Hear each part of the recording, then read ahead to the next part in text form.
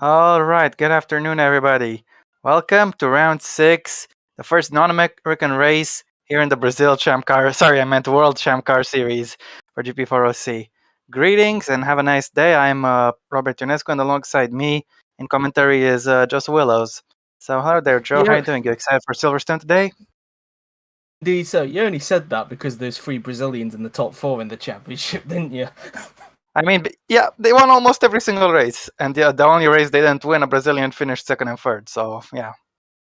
Fair enough. Well, of course that streak got broken last time at Long Beach, but yes, we are here at Silverstone, the first non-American race for World Champ Car. The remainder of the season is going to be taking place outside of the Americas, and it's going to be quite a fun ride in these last 7 races in countries that you wouldn't really associate World Champ Car going to, really. But yeah, it's going to be very exciting, and it's going to be very exciting. And the first of those non-American races being here at Silverstone, and we're about to get underway. Yep, indeed. Petition for next season to have a Brazilian race on the calendar so this can truly be Brazil Champ Car.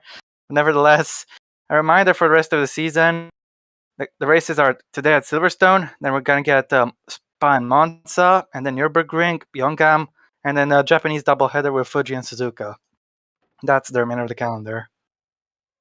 The first driver on the track, of course, will be Volker, who's not had, it's fair to say, not had the best of seasons because he's only finished once this season because the previous 4 races he's retired from. He's desperate to get that streak out of the way, really, and finally get a finish here at Silverstone. Yeah, absolutely right. On the topic of Zolga, the signups for top class next season are open. And I noticed his little sign-up comment. He said, name, Balin, Zolga. No, just kidding. I don't have a chance of how badly my season is going. That's what he said. So, while he's not signing up for the top class, he'll be hoping definitely he can have a better season at the very least. And the rest of his season begins right now. Indeed so, and as mentioned, it's just not been the season for Balenciaga, really. He has shown some very good pace, it's fair to say. We know the BMW does have some decent pace in World Champ Cars, we saw with Nicola Zorbat last time out, but he's just had quite a lot of bad luck this season, and that's why he's currently down in a lonely 17th in the Drivers' Championship. Well, it's definitely possible to go up from here, and I think he's very well aware of that. Let's not forget, he knows what it's like to taste victory. He's won the DTM title not too long ago, so I'm sure he'll want to do his best to get that winning feeling once again. But he's gonna get going with his first and only flying lap, I should have said, very shortly. Indeed so, because for anybody who's new to the series, of course, this is the only series in the OC that uses the one-shot qualifying format. And of course, for every race, it goes in the order that they finished in the race last time out, albeit from backwards. So whoever was last goes out first, and whoever won the race last time out goes out last in the order. But in the case of retirements, it's basically whoever retired first goes out first, really, if that makes sense. That's just about it. As Balenciaga is getting ready to get his one and only lap started. Only one shot, so you gotta nail it. Out of Club and onto Hamilton straight goes Balenciaga into the right hand of Abbey. Flying the F1 cars, though in this you gotta take a little lift. As Olga's carrying some decent speed here. Next up will be Yuri Gabriel to go out on track. As he goes in towards Farm, hard on the brakes. And then into the slowest part of the track, the left-hander off the loop. Traction on exit is critical. And then carry that speed through the left-hander, not exactly flat, but very, very important on the acceleration as you go down well and straight. Not going down in literal sense because it's flat, and into Brooklyn's 27.5 in the first sector, Joe. Yeah, a 27.514 in the first sector there. Whether that means that's a very good first sector, we'll have to wait and see, because of course we've only had one competitive time through that first sector, of course, as Balenciaga now then makes his way through into Woodcut before now approaching Copse Corner. Now this is usually taken at quite high speeds. I wonder what these World Champ cars are able to do. Probably not as fast as obviously the top class cars, but still carrying some decent speed through into theirs. They now go around Maggots and then into Beckett's they will go before approaching Chapel, and we'll see what his second split time is going to be like. Into Chapel he goes, as here comes the second split point, a 106.645 in the second sector. Yep, he took a very wide line into Chapel using all the track. I think it's paying off. This could be a good lap time. We'll have to wait on what the others do though. In towards Stowe, using a lot of track on the exit, and in towards Vale. Hard on the brakes and early on the throttle. You don't want to go too deep in there because it's going to compromise you for the rest of the lap. In towards Club, and it's a flat out run to the line. a short run nevertheless, but it's a 1:34.2. Personal pole, the only driver, of course, to set a lap yet. Here is Yuri Gabriel now in the Viper car, of course one of the rookie cars, it's fair to say, because of course we have Manor and Viper, which are technically for the rookies, and we wouldn't imagine this Yuri to be as competitive as Zolga, given he's in a BMW, but I'm pretty sure he'll want to try and get as close as possible to Zolga, despite the car he's in. Well, you never know. There is a chance, not a big one, but a chance nevertheless. I can absolutely nail that lap and get ahead of him, so we'll just have to wait and see, really. Indeed so, as he's now coming up towards into Vale and then into the club corners he goes before heading on to the Hamilton Straight to start his flying lap here in qualifying, as he now is about to start his lap now then, and the next car that will be on track will be in fact his teammate Bartosz Bracki. Yep, that's pretty much the gist of it. In towards farm, hard on the brakes, taking a late apex, and then now he does not got much time to rest because he got a brake for the loop, and very tentative there on traction. That's gonna cost him some time onto this long straight. Yep, let's see what his first sector is like compared to Zolga, and he's only 1/10 down in the first sector, so not too bad given the car he's in, but I would imagine it may drop a little bit more in these remaining two sectors, but we will see. Well, that wasn't so atrocious after all. It's out to Brooklands, he goes into the flat woodcut. Next up is going to be Cobbs. Not flat, so you need to watch your line. He's going to drop down about 30 kph here. And with downshift for good measure into 5th gear. And now, in towards Maggots and Beckett's. Flat for a first part, but then you got to lift and downshift quite massively so you can make the corner. In towards Chapel, taking early apex and using all the track on exit. Putting a wheel, dipping a wheel onto the wide line there. He's just under 4/10 off this time in the middle sector. So he hasn't lost that much.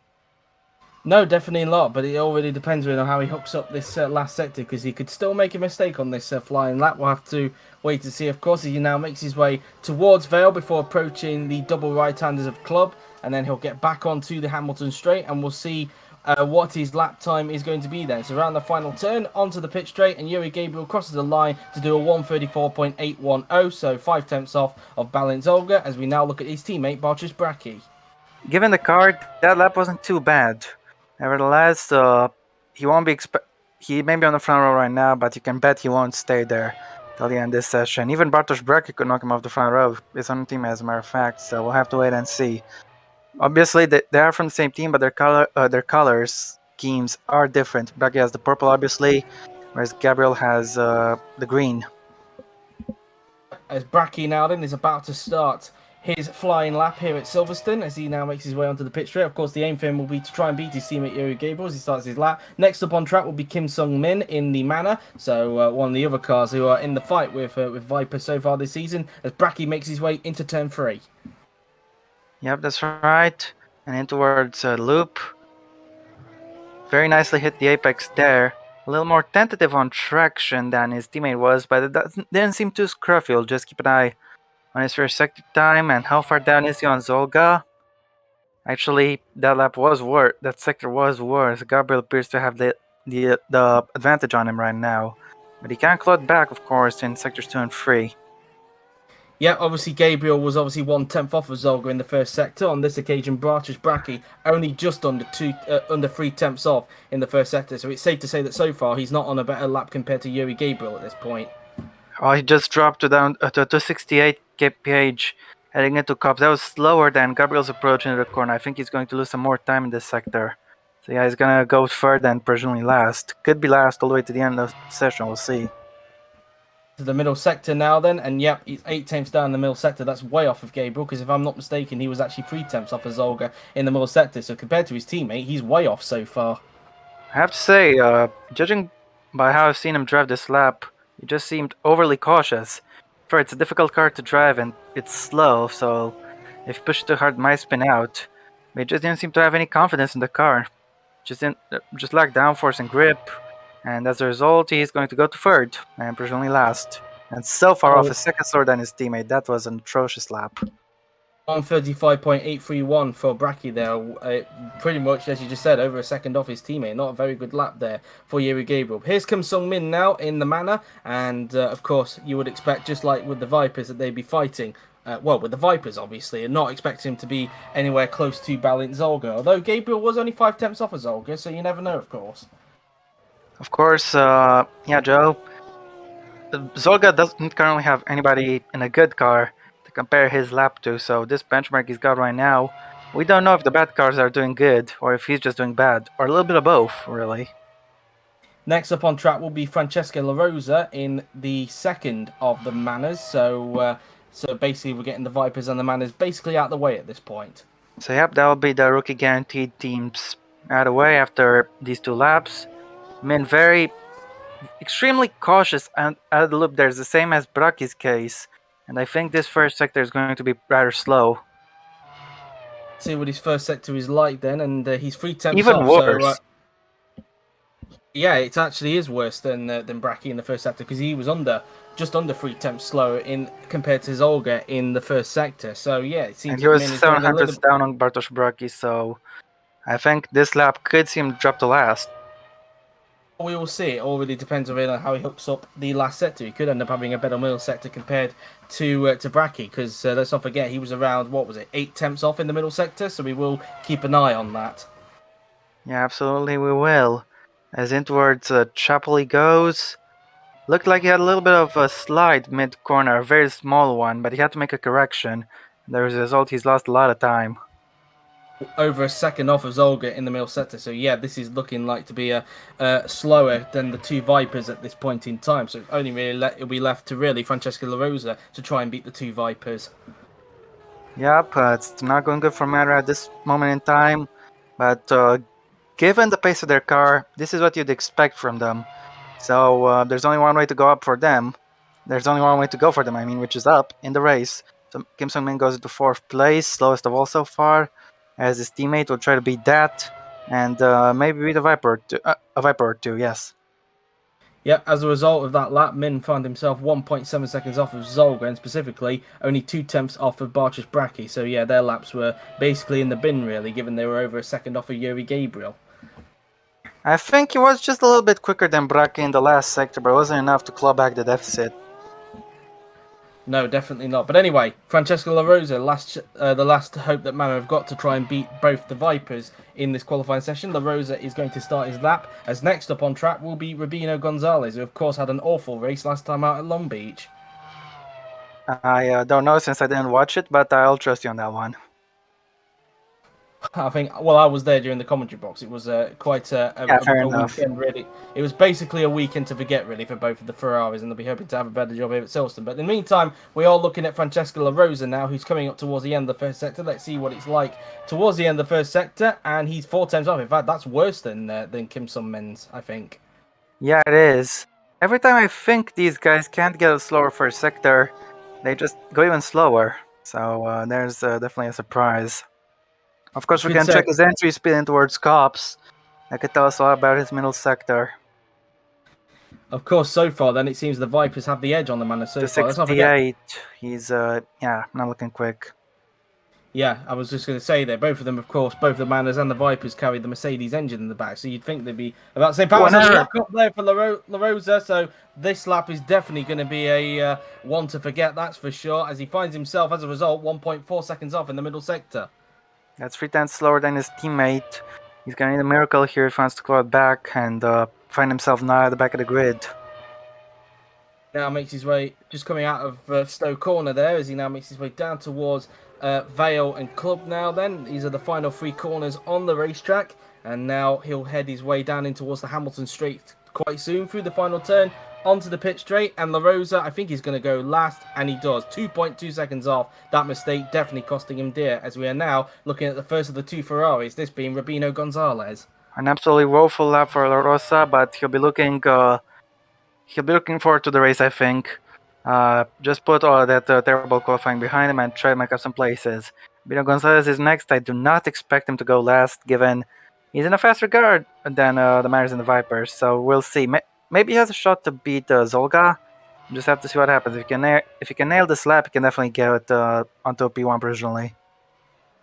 see is he's now preparing into the final 3 turns of the racetrack. Of course, as I mentioned a little bit earlier on, Ferrari desperately needing to put the disappointment of the Long Beach behind them and try and get a strong result here at Silverstone, as Gonzalez now then starts his lap. As next up on the track will be Joe Pedro Kirby in the Chip Ganassi racing car, another driver who'll want to forget Long Beach as quick as possible, as now he makes his way into Farm Corner before making his way towards turn number 4 now then, and then it will be turn 5 before he'll head his way towards the end of the first sector. Of course, Ferrari have a little bit more experience around here at Silverstone compared to most of the teams here, given that of course they've obviously won races here in the past in the top class. But of course, Manor has the same sort of experience, and as expected, Gonzalez 23 thousandths up in the first sector, so already looking like he's being a little bit more competitive than Zolga at this point.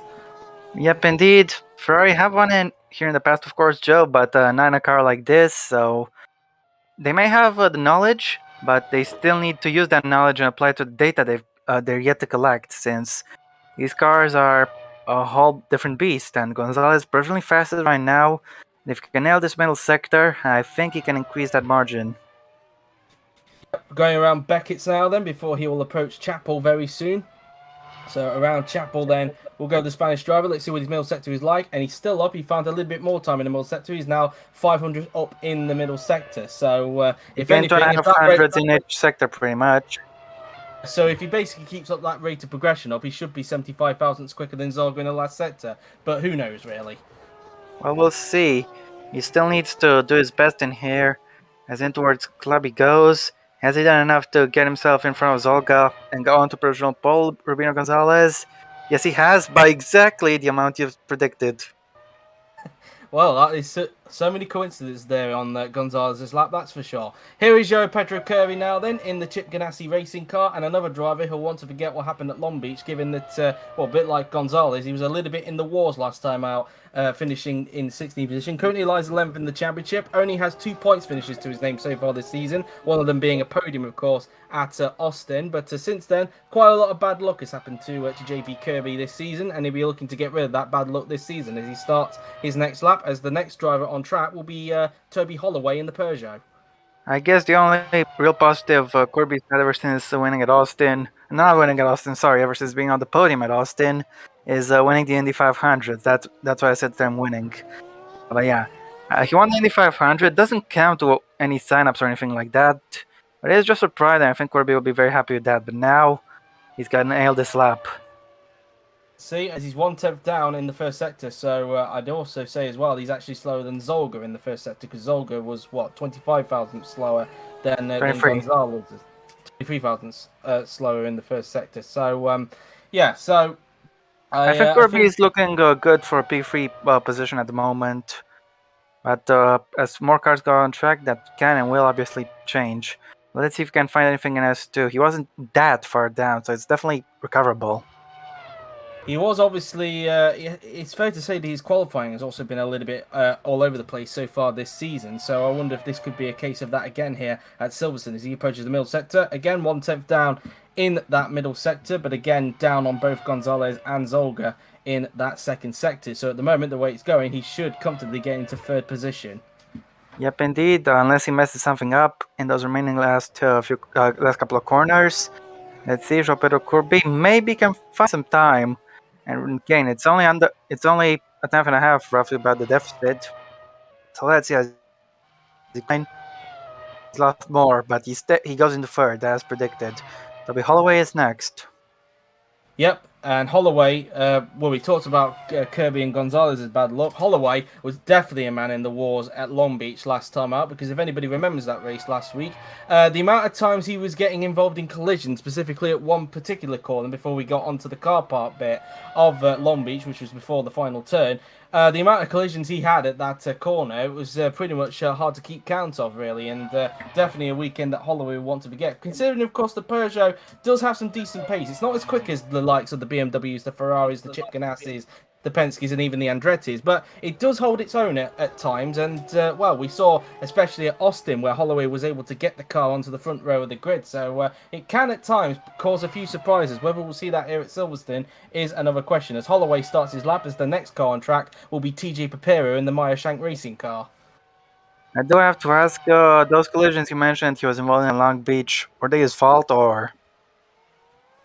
Well, given that the corner was a little bit buggy, I think it didn't really matter. But I would say they were. If we were going to suggest if we were going to judge whose fault it was, I think Holloway was to blame for most of them. At least it was a little bit of All right. clumsy driving. It's fair to say. Purple But first as I was sector. talking about.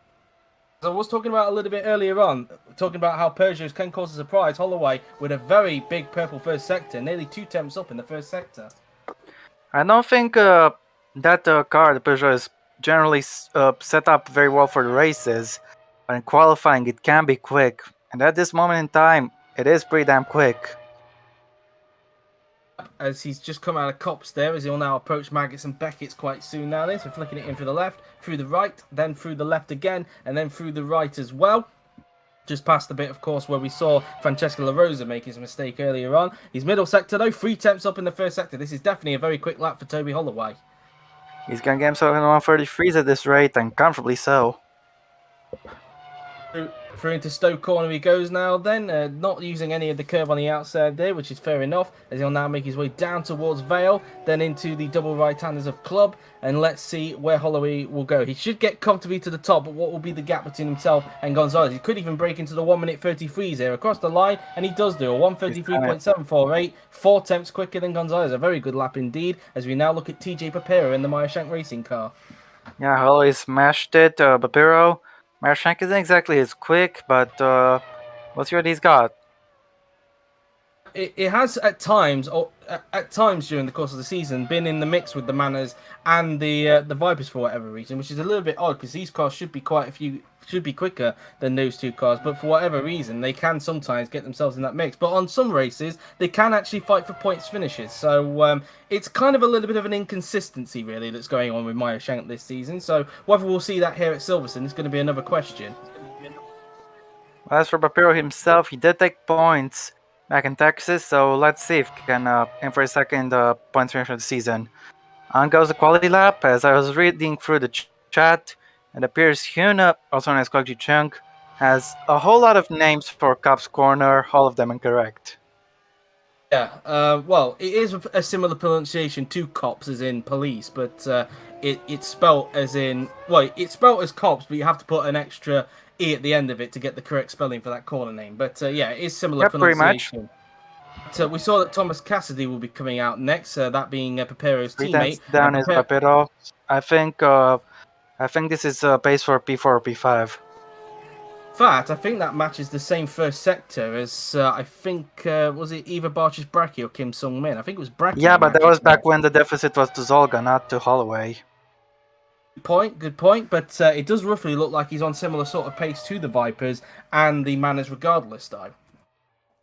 Could be, yeah. We'll just have to keep an eye out. Let's not forget, of course, Holloway's went like 2 tenths faster than Zolga in the first sector, so we'll just have to keep an eye out on the middle sector split, which is coming up right now. 6 tenths down. Yeah, I think he's going to be 5th or 6th. We'll see, though. It depends really how he hooks up the last sector, of course, because you can lose all the time in through these corners, especially down here where you can easily lock up. And let's see what Papero can do now then as he now approaches the final 3 turns. No such lock up, though, for the Brit whatsoever as he now makes his way into the final 2 turns. Of course, this is his home race as well, TJ Papero, so he wants to do a good job. Papero across the line, and he goes into 5th. He gets in front of Gabriel, only by just under 2 tenths, though, so not exactly that much of a gap between themselves and the Vipers and the Manners, unless you're Bracky, Min, and LaRosa, obviously, because they seem to be way off Gabriel. But anyway, here is TJ Papero's teammate, Thomas Cassidy, who's now out on the racetrack, and it's not been the best of seasons for him, because compared to his teammate, I'd argue that Papero's had a better season compared to Cassidy so far. Has Cassidy even scored yet? Cassidy has scored. He scored at Road America, where he finished in 9th position in that race. But, so far, Papero has had more points than him this season. Of course, only both of them have had 1 point finish this season, but Papero was able to get more points than what Cassidy has had this season. Next person on track will be Jordan Howell in the McLaren. Yep, that's right. Cassidy into the loop. Not too terribly slow, so we'll keep an eye on his first sector time. Don't forget, his teammate was just under 300, not 310, down. So let's see his time. He is half a tenth up on his teammate there, but 2.5 tenths down on Holloway. Yep, so far Cassidy doing a quicker lap, but I would imagine so far the way it's going, they're both probably going to be right next to each other on the grid. If he can find some extra time in the middle sector, he might have a small shot. Not small. He might have a shot at getting himself in front of Kirby, but that could be a little bit of a reach. We'll have to see, of course, as he'll now make his way towards Maggots and Beckett's now then. So through Maggots and then into Beckett's then. We'll go the Venezuelan driver. And then he'll approach Chapel very soon. And let's see what his middle sector is going to be like. And it is going to be a 1 minute 6.927. So 6/10 down in the second sector. I think that's matching Bapiro's effort from last time, honestly.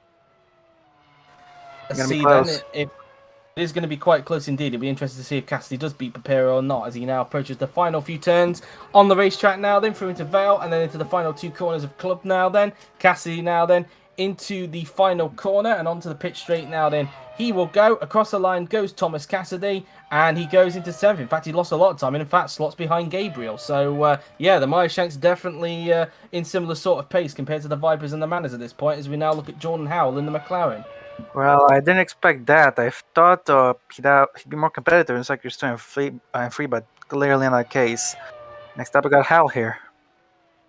Jordan Howell, so far he's yet to score points this season. It has been quite a tricky season. He was in contention for a podium at Laguna Seca, let's not forget, but a momentary lapse of concentration gave him some damage, and then a bit more, probably from a little bit of anger from what happened, basically overdrove the car and ended up crashing at turn number, I think it was turn 4, if I'm not mistaken. Still, it's score point. He'll be hoping to readdress that at his home race. The next person who will come out on track will be Sam Thompson in the second of the 2 Ferraris, and another man who'll be looking to put Long Beach behind him after what had been a tricky weekend for Ferrari. But anyway, Howell now then comes towards turn number 5 now then, and let's see what his first sector is like compared to Toby Holloway now then.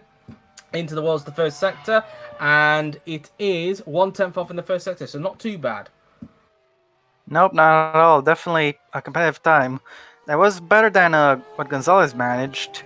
So if Hal keeps it up, he could find himself on the provisional front row. We'll have to see, of course, as he goes through Woodcut now then, and then heading down towards Cops Corner will come the McLaren driver, and obviously not taking as much speed as what the top class cars will be doing tomorrow during qualifying, but that'll be that. Is now coming through Maggots and then into Beckett's now then will come Howe, as now he'll soon be approaching Chapel quite soon now then, so through into Chapel will go Jordan Howe as he now makes his way down the hangar straight, 5/10 down in the second sector. He's lost quite a lot, I think, there, Rob. Yeah, a bit messier than I expected, so I think he might have to give up on the front row there, but can still get himself in the top 5. Let's see now then as he makes his way into the final few turns now then, and now approaching the final corner will come Jordan Howe in the Arrow McLaren SP. Down the pitch straight and across the line will go Howe, and he goes into 6th actually, so he just misses out on the top 6. In fact, he slots just behind TJ Papero, so not the best of laps for Howe, nearly just over 9/10 off of Holloway in the end. But here is Sam Thompson then in the Ferrari, and he'll be hoping to try and go quicker than Holloway, unlike what his teammate was able to do, where he's nearly 5/10 off of Holloway. Yep, indeed. Meanwhile, just to note, the session is halfway done, so the second half of the pack, the big guns are just about to get rolled out. As Thompson will be preparing to start his flying lap now then here at Silverstone. Another man who's got a home race, just to point out as well, who has had a home race this season. We have Sam Thompson, Toby Holloway, TJ Papero, and Jordan Howell. They're the only 4 Brits on the grid for this race. As next up on track will be Simon Mutka in the Carlin, as Thompson now blasts his way through into the first 2 turns. Yep, indeed. Let's see what sort of run he can get here in Sector 1. Inwards the loop we go. What's the speed like? 81 km at the apex and the acceleration zone. I'm not sure this will be the quickest S1 I've seen yet, but let's keep an eye on it. The first sector, only 700. Not so far down, actually. Oh, lock up! He's had a lock up into Brooklyn's there, so that lap has gone down the toilet. He was only 700 off of Holloway, but has really put that lap down in the toilet. That's 3 or 4 tenths lost just there.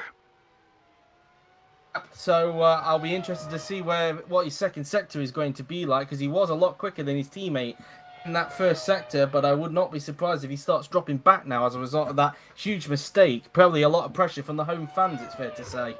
He was pushing that really damn hard in Brooklyn, so a shame, but he can still salvage something from this lap, so let's see. Chapel he goes into the middle sector, and he's half a tenth down in the second sector, so yeah, he's now slower than Half Gonzalez. second. And given that Howe was around 5 tenths slower in the middle sector, I will not be surprised if he's around 5th or 6th. Hang on, because if he matches Holloway, he could find himself in 3rd yet. If he matches his last sector.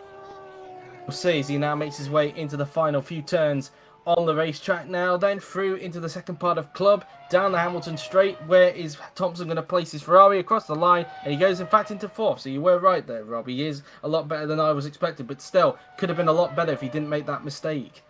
He's made some decent damage limitation, but given that he lost 3 or 4 tenths, that should have been a comfortable P2. Unfortunately, I have to sell for the second row for now. Simon Mutka is out on track. Indeed so, in the Carlin. Of course, Carlin have had quite a decent season, it's fair to say, during the World ChampCar so far. Mutka and Soper putting in some strong performances over in the last few races. Of course, Mutka has scored in every race, all but one, of course, that being at Road America. But it has been quite a strong season for the Polish pair so far. Except for when they ran into each other in Austin. That's true, but apart from that, it's been okay for them so far. And speaking of Carlins, his teammate, Frederick Soper, will be out next. Yep, that's right. And it'll be interesting to see. Now then, Mutka in the first sector. What is his speed like? A little bit, I don't know how to say it, but a little bit more cautious on the throttle there on the exit of the loop. That's a key part for lap time in the first sector. And he is actually quite quick. Just under 200s off of Holloway, so if he doesn't mess it up, knock on wood, he should be able to get himself in a P2. Unlike what we saw with Sam Thompson a little bit earlier on, he hasn't made that lock up into Brooklands, and even before that mistake from Thompson, he's actually still up on Thompson in that first sector before he even made that mistake. So yeah, Simon Mutka looking at quite a strong lap here at the moment. This seems very competitive, but let's see what it's like in the Markets and Beckett's and Chapel section. Looking very tidy so far, and that was an incredibly clean line into Chapel. Used a lot of track on exit. He's lost 10.5 down to Holloway, but that was expected. Nevertheless, if he just hooks it up and brings it home, he'll find himself on the original front row. Indeed so, as he now makes his way down towards the final 3 turns on the racetrack now then, through into Vale and then into the final 2 corners of Club, and let's see where Mutka can end up. He should be in second place, but you never know, he might have lost some time in this sector. But down the pit straight goes Simon Mutka across the line, and he does go into second, 2 tenths off of Holloway in the end, but a very good strong lap there for Mutka as we now look at his teammate Frederick Soper. With just 9 cars left, that guarantees Mutka will start in the top half of the pack. We'll see. Either way, it's a certainty now that one of the Carlins will start in the top 10. And so if Sopa beats Mutka, Sopa will start in the top 10. If not, Mutka will start in the top 10. Indeed, as Soper is now about to start his lap in the second of the 2 Carlins now then. Of course, you can tell the difference between the 2 of them because Soper's got green and Mutka's got purple. Although, for whatever reason, during the course of the season, I always seem to get them confused, even though Here we go. know the colours by now. But anyway, as next up on track will be Alex-Eric Lucian in the second of the Peugeots. But that's for later, as we now look at Soper, who blasts towards turn 3, which is farm. Yep, that's right. Oh, it looked like he had to make a little correction on the exit of the corner, and there's a big lock up into the loop. That's going to cost him big time. That's the 3rd mistake we've seen from the drivers today. We obviously saw Larosa make a mistake earlier at Beckett's. We then saw Thompson make a mistake down here at Brooklands, and now we see He's lost 7 tenths. And how much of that was due to the mistake in those corners? I think he's lost 5 tenths from that alone. Nevertheless, Zopa, this lap is absolutely horrible and just about guarantees his teammate will start in the top 10. Yep, and now it's a question of where Soper will end up as a result of that mistake. If he's ending up in the mix with the Manners and the Vipers, it's probably going to be a very a tough afternoon for him, as of course the race is happening on the same stream as well, guys. So make sure you don't go anywhere after qualifying. But anyway, Soper now then goes around Maggots and Beckett. Let's see what his middle sector is going to look like as a result of that mistake. Coming towards the middle sector now then, and he is over a second off, 1.3 seconds off in the middle sector, and he's even slower than Gabriel and Cassidy. So yeah, he's going to be in the mix with the Manners and the Vipers here. He's lost another 6/10 of a second, so I think even without that mistake, this would be a woeful lap. Nevertheless, let's see if he can get himself into a provisional top 10 at the very least, or if he might even end up behind Bartosz Bracchi. Let's see now then, Soper comes towards the final corner and onto the pit straight he goes. Where is Soper going to end up thanks to that mistake? And he goes into 11th. He gets in front of Bracchi, but he's in the mix with the back of the pack. So he's got a lot of work to do during the race. As now we look at Alex-Eric Lucian in the Peugeot, who has so far had quite an impressive rookie season. Put in a good performance in Indianapolis to only just miss out on points. Obviously retired at Austin, didn't have the best of races at Road America, but in the last two races was able to pick up points. And Lucian has been showing some good pace in that Peugeot. And given that Holloway is at the top, he'll be looking to see if he can try and match that. Yeah, absolutely right. Sopa just 5 tenths in front of Bracchi. That's a close shave. But Lucian is about to start his lap, and let's see if he can match his teammate and beat him for a provisional pole. Zachary Fitzwater will be next one to get out on track. Yep, in the Chip Ganassi car, a man who got a podium, of course, at Laguna Seca and finished 7th at Long Beach, has been finally picking up a run of good results recently and be looking to keep that up. But in the meantime, we're looking at Alex-Eric Lucian. His teammate, of course, is currently the quickest, so let's see what his first sector is like compared to Holloway as he now approaches the end of the first sector, and he's 94 thousandths off in that first sector, so not too far off. Yeah, not bad at all. Let's not forget, Mutka was both Mutka and Thompson before his unfortunate mistake were quicker than that in the first sector. So I think Lucian can, if he just keeps it tidy, can get himself in the top 3. But I don't think he can beat Mutka. We'll have to wait and see how he hooks up these last two sectors, really, as he now makes his way towards Maggots and Beckett now then, flicking it in through the left, through the right, and then through the left and right again, keeping it very tidy at the moment. No such sign of a mistake for the Frenchman at the moment as he makes his way through into Chapel. His middle sector, 2 tenths off in the middle sector. So at the moment, I think he'll just slot into third, just in front of Gonzalez at this point, but we'll wait and see. Yep, that's right. If he loses under 2 tenths to Holloway on this sector, he'll be good to be in P3.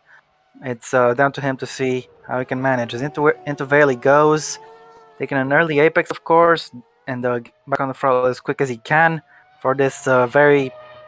it's easy to drive through, but difficult to master. As Lucian goes into third, and actually got rather close to Mutka. Yeah, it seems like he found a lot of time in that last sector to get himself a little bit closer, but wasn't able to get into second. As we now look at Zachary Fitzwater now in the Chip Ganassi car, and he'll be looking to have a better qualifying than what Kirby has done so far. Because so far, Chip Ganassi, when it comes to both cars, have been kind of all over the place, which is a bit of a surprise, really, because you would have expected this team to be fighting towards the front, but it's not been the season they were expecting. They still have time to turn around. Sure, they might not be able to fight for the championship, but they can compete at the front. And if they keep trying, who knows? They might just about end up there. As Fitzwater now then comes around the final turn to start his flying lap. As he starts his lap now, then as next up on track will be Igor Peter in the Andretti Autosport car, who'll be looking to see if he could try and gain some points on Bruno de Barros, because he keeps losing some points in the last few races to him, and will desperately need to catch back up, as he is currently the closest contender to Bruno de Barros. But we'll get to that later, as Fitzwater now then makes his way towards turn number 5 now then, and let's see what his first sector time is going to be like compared to Toby Holloway in the Peugeot, as he now makes his way towards the first sector, and he's 2 tenths off in the first sector, so he's even slower than Carlin of Mutka and even Lucian at the moment. I think he might end up around Thompson or thereabouts at this rate. We'll see as he now makes his way through into Woodcote Corner now then, as he'll now be approaching Copse now then, as you go past the old pit straight.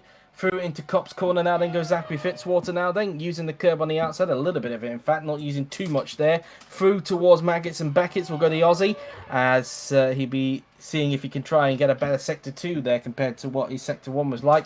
Now approaching Chapel now, then let's see what Fitzwater's second sector is like, and he's half a second off in the middle sector, so I think he will be around about where Zolga and Thompson is. I think you might be right there, Rob. I think he might be a little slower than that, actually. I won't be surprised if Corby or even Bapero beats him. Let's see now then as he makes his way towards Vale and then into the final 2 turns of Club. And let's see where Fitzwater can end up now then. Through into the final corner and onto the pit straight goes Zachary Fitzwater across the line and he goes into 8th. He's actually slower than Kirby, so a bit of a disappointing qualifying session for Chip Ganassi. As we now look at Igor Peter in the Andretti Autosport car, who is desperate to claw back points off of Bruno de Barros. Absolutely right. If you want to look at the Barros' form in the last 4 races, granted, we only had 5 races so far. In the last 4 races, the Barros has taken P1, P1, P1, and then P2. And the guy who beat him that one time wasn't Igor Peter, so he's definitely got to deal with the Barros' momentum, and he better stop it fast if he wants to have a title shot. Through into Stowe corner then goes Peter as he is about to prepare to start his flying lap. You would imagine he will try and challenge Holloway's time, given that he is in an Andretti, and we've seen how competitive the Andrettis have been this season. Peter, the only one, of course, to get a victory this season for Andretti. Gomez yet to get off the winning mark, but Peter starts his lap as the next one on track will be Florian Volcker in the Mclaren. And Florian, of course, has had a very strong run of races in the last few races for McLaren. The only person, of course, to get points for McLaren and looking to get a strong showing here at Silverstone if he can, and of course does have quite a lot of experience around this track, given he actually won here back in 2017 in the top class. But we'll get to Volker later as Peter now makes his way towards the first sector, and let's see what it's like. Gotta go for pole here, but let's see his S1. He's actually 92 pounds off in the first sector, and I think that's actually slower than Mutka in the first sector as well. So Peter sure was. It looks like Mutka's got some pace on Peter at this point. That's definitely a surprise, but let's not forget with the amount of downforce that Andretti is carrying. Maybe he'll find some time on Mutka in the middle sector, we'll see, or maybe even on Holloway, as he's hooked up Cops rather nicely. We will check his middle sector time when we get to, but now into Maggots and Beckett's. This is looking like a very clean line. Igor Peter could pick up some time here in the middle sector. See now that he's 1/10 down in the second sector, although if he can hook up the last sector pretty well, he could actually regain the time that he lost and maybe just get in front of Mutka, but we will see. But at the moment, it was only 200s down on Howell in the middle sector, so it was definitely more competitive than S1, but it looked a little hesitant turning into Vale. That could cost him a few hundreds as he's about to cross the line. I think pole is a long reach, but can he get onto the front row? Oh no! Actually, he does get on pole. That was a brilliant last sector from Igor Peter. Where did that lap come from? But Peter now to the top of the time sheets with a 1:33.711. That took me and Rob by surprise there. Yeah, that was out of nowhere. I didn't think he had a shot. He was down in the first sector on Howell. He was down in the middle sector as well, only just. In the third sector, he seemed to find a heap of time. It was very impressive there from Igor Peter, definitely really able to hook it up in the last sector. But now we turn our attention to Florian Volcker, who, as I mentioned, has had a run of very good races recently. Finds himself now 9th in the Drivers' Championship. Got a 10th place finish, of course, at Road America, then a 6th place at Laguna Seca, and then a 5th place recently at Long Beach. And now he's back at Europe, obviously familiar territory for Florian Volcker. He'll be looking to put on a strong performance here at Silverstone. Yes, that's right. Next up on track will be Bartosz Kloss in the Team Penske car, a man that arguably probably should have won at Laguna Seca a couple of races ago, but obviously was involved in a big pile-up before the corkscrew. So, yeah, it's been a little bit of a shaky season for Kloss, but he has shown some good pace, but just not to the standard of what we've seen from de Barros. But anyway, Volker now comes out of turn 5. He's going to now make his way up towards the first sector. Let's see what his first sector is like, and he's 2/10 down in the first sector, so not exactly a good lap at the moment for Volker. And don't forget, Pierce's first sector was weak as well. He was 900s down on Holloway, and Volker is a further 2.5 down on that. Yeah, this is not going to be a good lap. Yeah, indeed. As we now going towards Cop's Corner now then, as he uses all the curb on the inside, using a bit of curb on the outside as well. Let's see what his approach is going to be like through Maggots and Beckett's, through the left, then through the right, and then through the left and right-handers will go Volker now then. And let's see what his middle sector is going to be like now then. And his middle sector, he is, well, 7/10 off in the middle sector. This is not looking like a good lap for Volker. I think he could slot behind both the Chip Ganassis here. And don't forget just how brilliant Peter's last sector was. So Volker is definitely going to lose some more time in that last sector. He could even find himself outside the top 10. Volker now then approaches the final few turns on the racetrack in the Arrow McLaren SP. Into the final corner and onto the pit straight goes Florian Volker. Where is he going to slot his McLaren? And he goes into That was 14th. a disaster. He's even behind Yuri Gabriel, who so far is actually looking like he's on for a very good qualifying session in the Viper car. But now we turn our attention to Bartosz Klos in the Penske car, and you would imagine he'll try and challenge for pole in this session. Absolutely right. We got one of the big shots here. He now makes his way towards through into Chapel as Klos will be preparing to start his lap. For anybody who is wondering, now I actually was a little bit curious for this. If you actually translate Klos into English, it actually translates to ear. So I guess he's hearing things very well, it's fair to say. So anyway, as he now makes his way down... That was a terrible joke, but I'll take it. Oh, I guess so. But anyway, as Klos now then approaches the final turn and onto the pit straight now, then we'll go Klos. As next up on track will be Gabriel Gomez in the Andretti, another driver you would expect will challenge for pole position, given that his teammate Igor Peter is currently at the top of the timing sheet, only by 37 thousandths though from Holloway. But anyway, Klos now then coming towards turn number 4 now then. Before he's got to take advantage of Peter's weak sector 1. He needs to maximize it here because it'll be very difficult to beat him in S3. So S1 and 2 are his best bets. Let's see what he can set here. This is purple. No. 1/10 up in the first sector. No, you haven't, Nico. The sign-ups for the top class only opened yesterday. So the F2, DTM, FE, and World ChampCar sign-ups and Entrance Series sign-ups as well should open within the next few weeks or so. So just be aware of that. But currently, the top class sign-ups are currently open. For anybody who is not aware, they opened last night at 10 p.m. BST. But anyway, back to the action. Klos was purple in the first sector there as he now makes his way towards Maggots and Beckett's now. Then let's see if he can keep it up now then. Through into Beckett's, and then he'll soon be approaching Chapel quite soon. Understeered just a little bit into Chapel. I don't think that's cost him a lot of time. In fact, he's gained even more.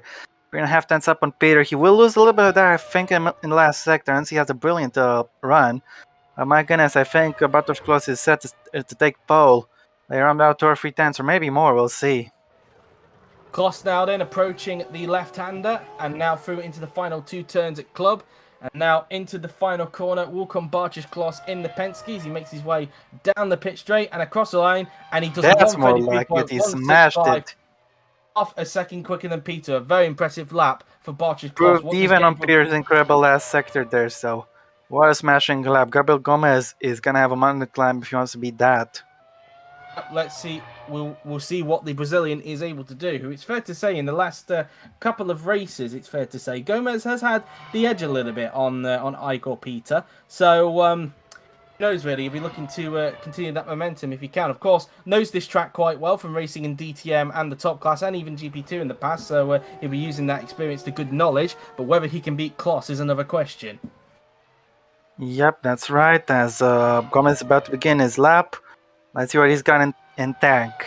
And towards the first corner, should be carrying a lot of speed, but obviously not flat out.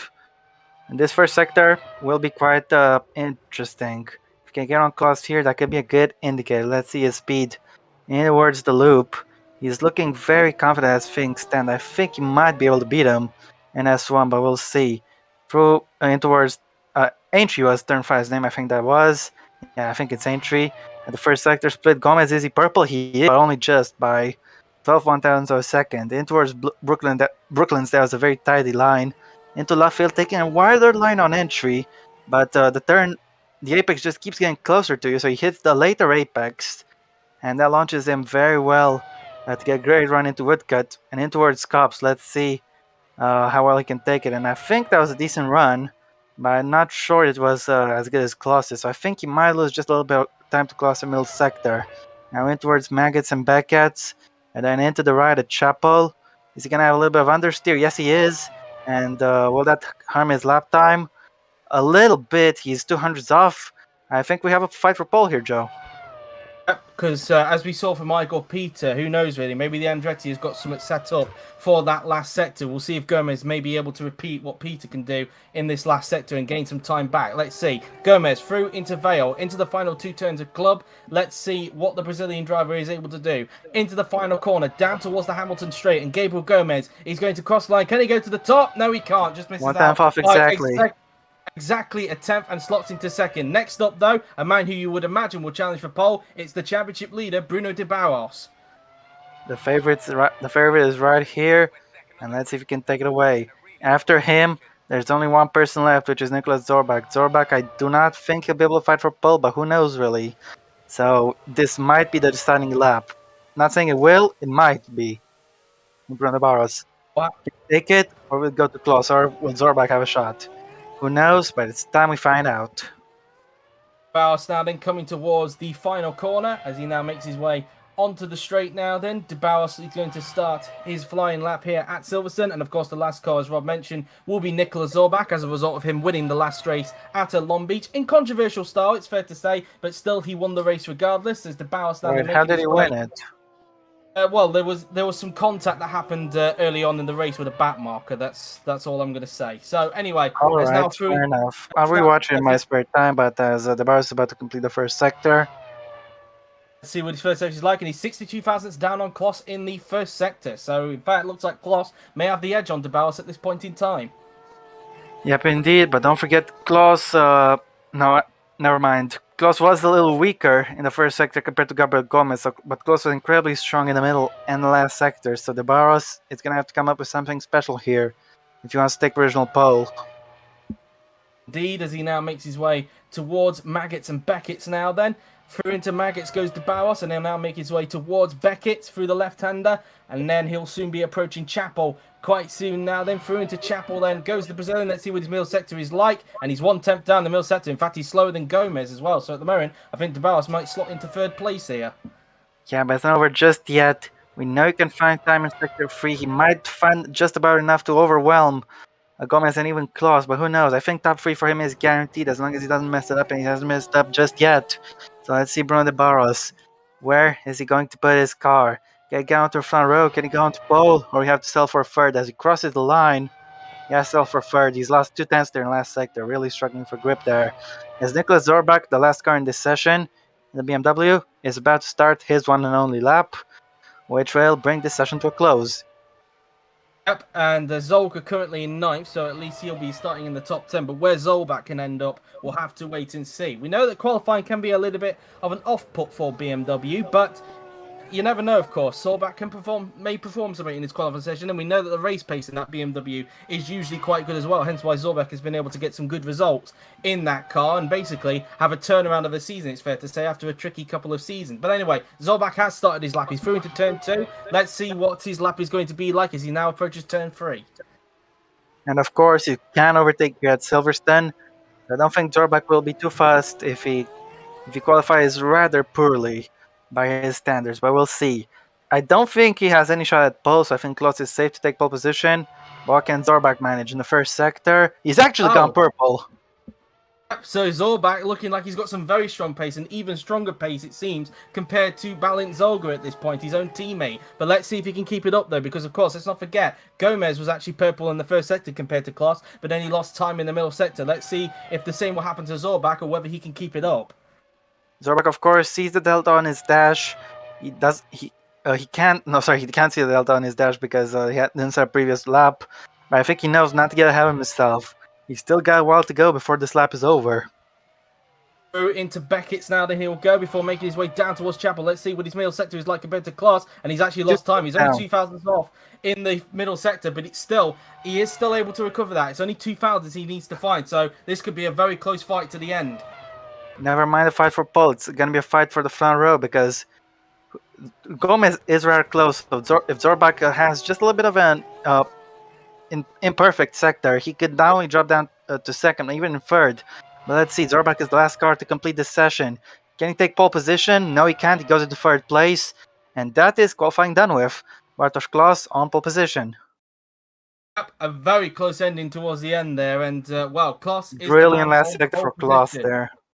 So here is the grid then. Bartjes Kloss on pole with Gabriel Gomez in second. Nicolas Zorbach in third with Bruno de Bauers fourth. Igor Peter in fifth with Toby Holloway in sixth. Simon Mutka seventh. Alex Eric Lucian eighth. Rubino Gonzalez ninth. Balint Zolga 10th with Sam Thompson 11th. And you can do the rest, Rob.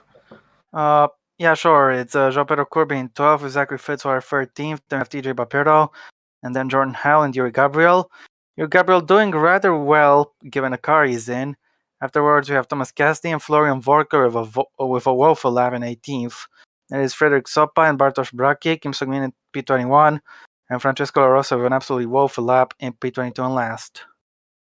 Yep, so now we're just going to wait for a little bit for the race to start because, of course, Yuri needs to change the mistake rate and get the grid sorted out. But in the meantime, I'll just get the tweet prepared ready, and then we'll try and discuss some things whilst we wait for the race to get underway. Yep, that's right. And this was a very fun session. I didn't think Zorbach had a shot for pole, but he came rather close. Indeed so, and a few times we thought that maybe Kloss could get beaten, especially with Gomez and Zorbach's first sectors, but it's just seemed that the final two sectors, Kloss was just able to find that little bit more to get hold of pole position.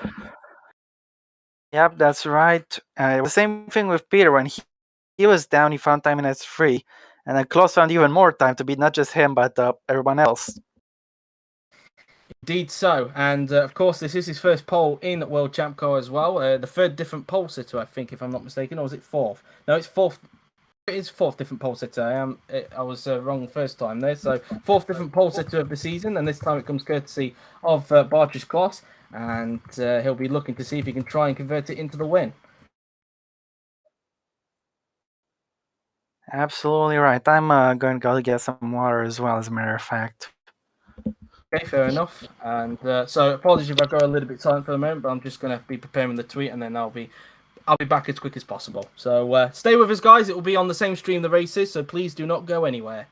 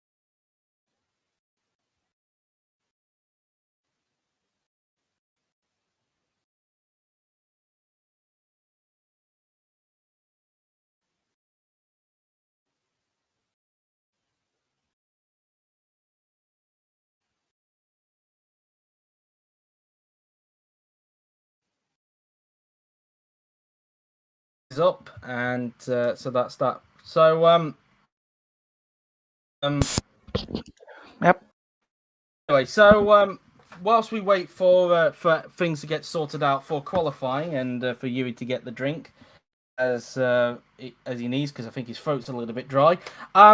Of course, for anybody who was not aware yesterday, I think we alluded to it a little bit earlier in the session. But of course, the sign-ups for the 2022 Top Class season officially opened last night at 10 p.m. BST, and with it came some very interesting stuff as well. Particularly the fact that we talked about, of course, that McLaren was going to be switching engine suppliers for next season, thanks to them having a partnership with BMW. But we also found out yesterday there was another team that's having an engine switch, and that comes courtesy of Williams, because they will be switching to Lamborghini engines next season. After 8 seasons, I think it has been, since they were with Mercedes, they'll be switching to Lambo engines in 2022, making them the first team outside of the factory team to be supplied by the Italian manufacturer. So, given how well Lamborghini has done so far this season, Williams will be hoping they can try and progress a little bit further up the grid with that engine. Well, I'm happy to see manufacturers power more than just their own team. So every manufacturer apart from Renault, I think, will be very happy next season. Yes, indeed. Of course, Renault will be on their own next season because, of course, as mentioned, McLaren are going to be forming a partnership with BMW. So, yeah, it will be quite interesting indeed. Of course, we also found out as well, which did go a little bit under the radar, it's fair to say, that Ferrari and Haas will be having different title sponsors next season. Now, I do know what these title sponsors are, but I'm not revealing them to you until the car launches happen. But just something that fell a little bit under the radar compared to the Lamborghini announcement, which, if I'm being fair, it did go a little bit under the radar until people noticed it in the on Twitter that the switch was happening. So yeah, it will be interesting. Also, you would have seen as well today, I did actually also post I did also post today the premiere for the 2022 provisional calendar for the top class. That will be premiered this Sunday at 7 p.m. BST. And yes, as you can gather, I do know what the provisional calendar looks like, but just like with the sponsors for Ferrari, You're not going to say it. I am not going to say it. I'm going to let you guys find out on Sunday at 7 p.m. BST what the provisional calendar looks like. Like I said, it is provisional. It could change for various reasons, like, for example, one of the tracks on the calendar not working as well as we'd hoped. But that's that, really. Anything could change. Of course, the one question I think everybody will be wondering is whether or not the Monaco Grand Prix will be on the calendar, because as we know, of course, that recently had its cornerstone status removed, meaning that it can get removed, like with all the other tracks outside of Silverstone, Spa, and Monza. So whether it will be on the calendar next season is going to be another question. So that will be something to keep an eye out as well this Sunday as well. But yeah. It's obviously exciting times because it is a sign-up season, which will mean, of course, next week, of course, the pilot episode for the OC News will be back. So look forward to that one. There won't be as many explosions as in the previous series, but I am definitely excited for it. Well, you never know, of course. There could be some... you said you don't want to bring back the running gag, the explosion running gag.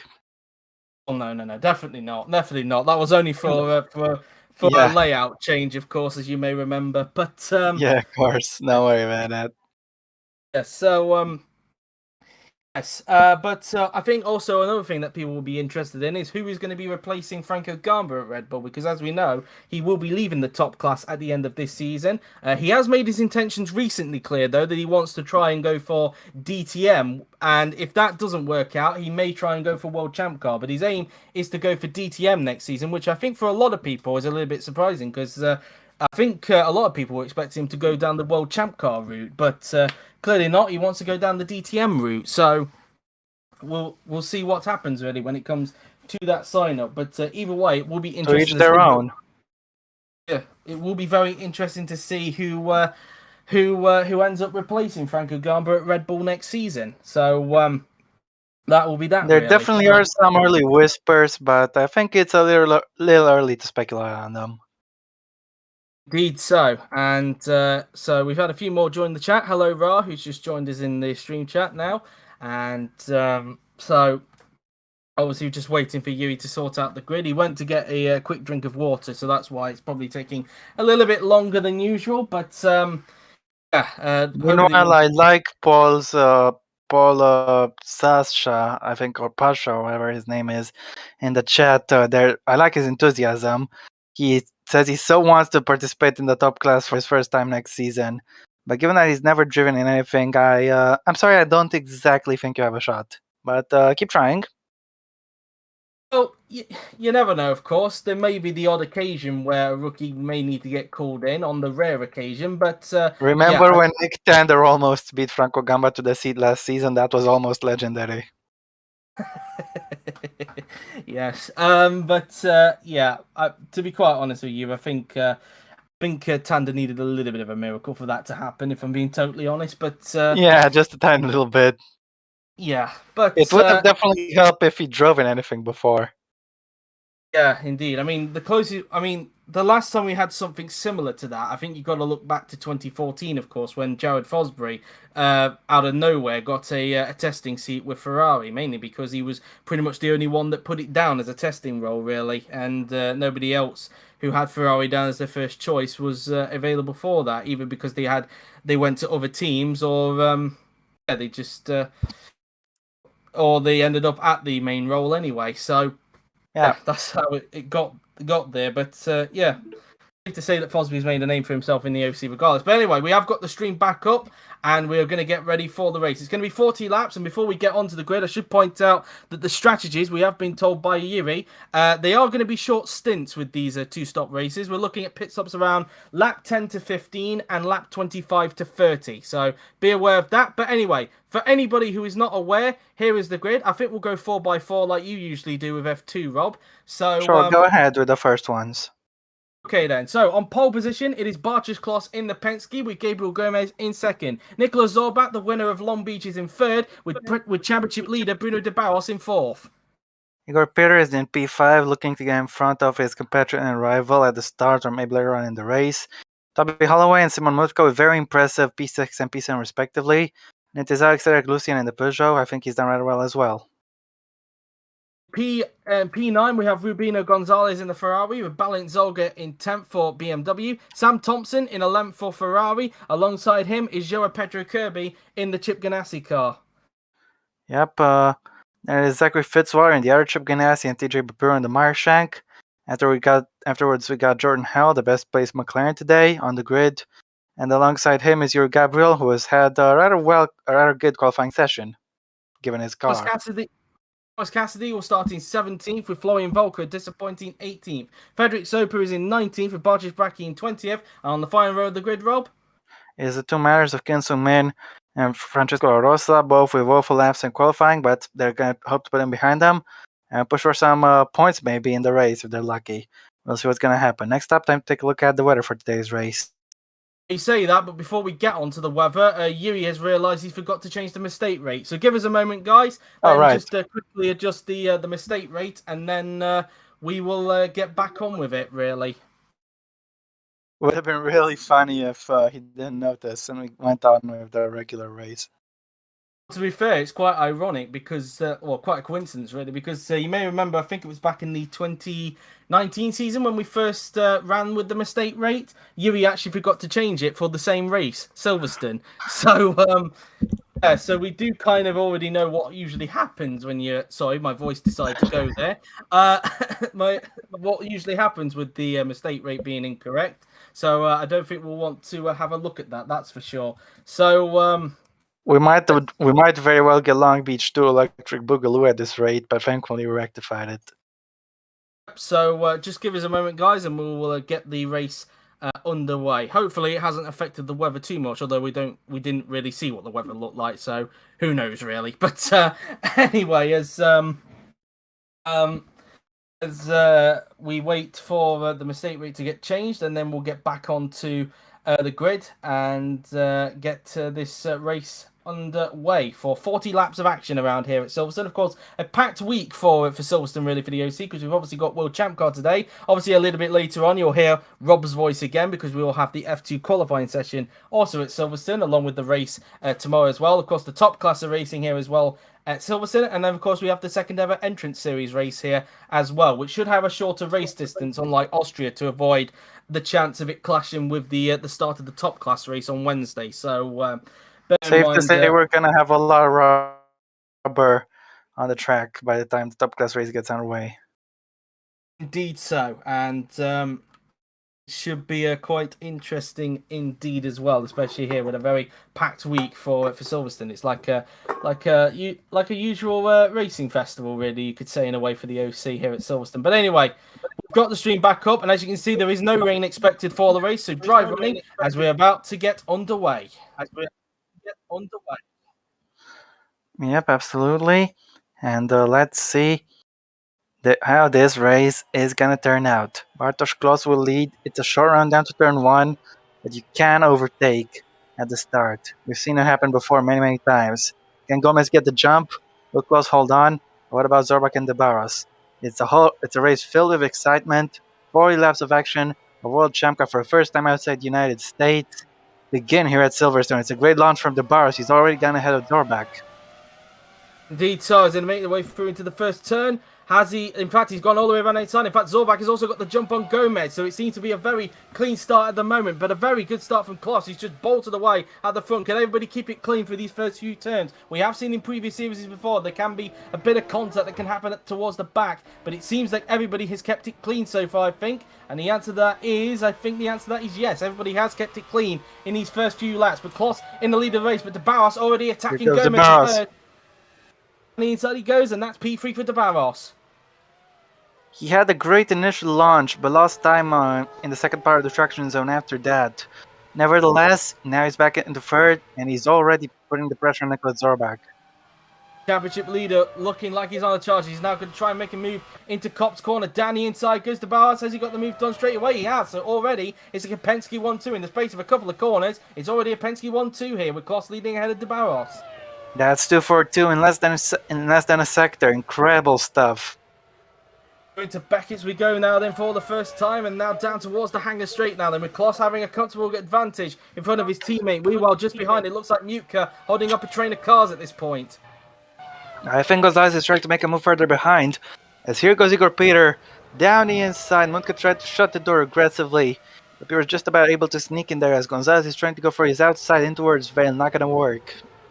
Thompson currently in ninth now. He's already passed Zolga for that position. And meanwhile, side by side going on there with Lucian, as I think he's about to gain a place through into Vale there, but not quite sure, as the gap is increasing still between the top two, as Kloss has got the gap up to 1.4 seconds. Meanwhile, Gonzalez looking to the inside of Mutka. Mutka shutting the door there as they make their way through these fast swooping corners now then on the racetrack now then, as Mutka continues to hold up a train.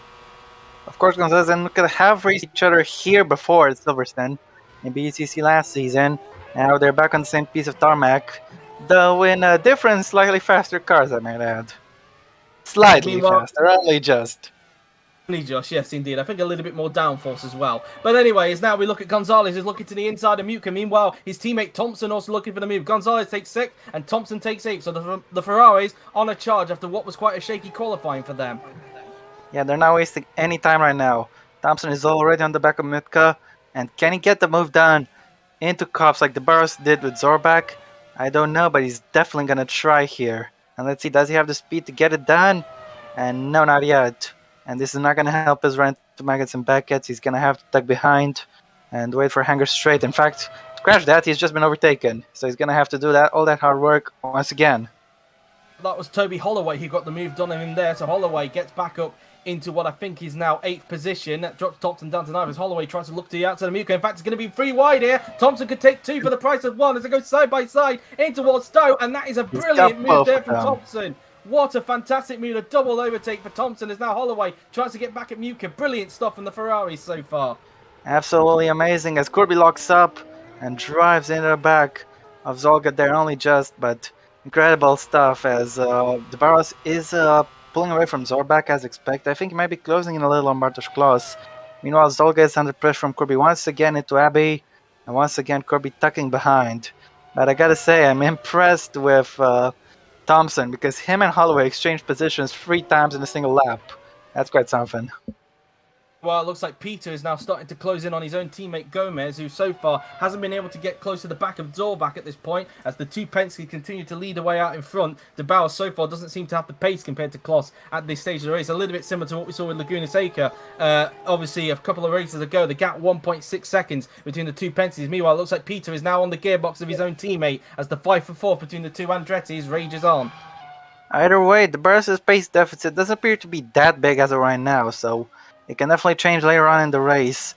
They may be having a lap or 2 difference in fuel, and that definitely has an impact. We'll just have to wait and see. Just because De Barros is a little slower now, it doesn't mean he'll be like that all the way through the race, as Papiro is just overtaking Yuri Gabriel, moving up into 14th place.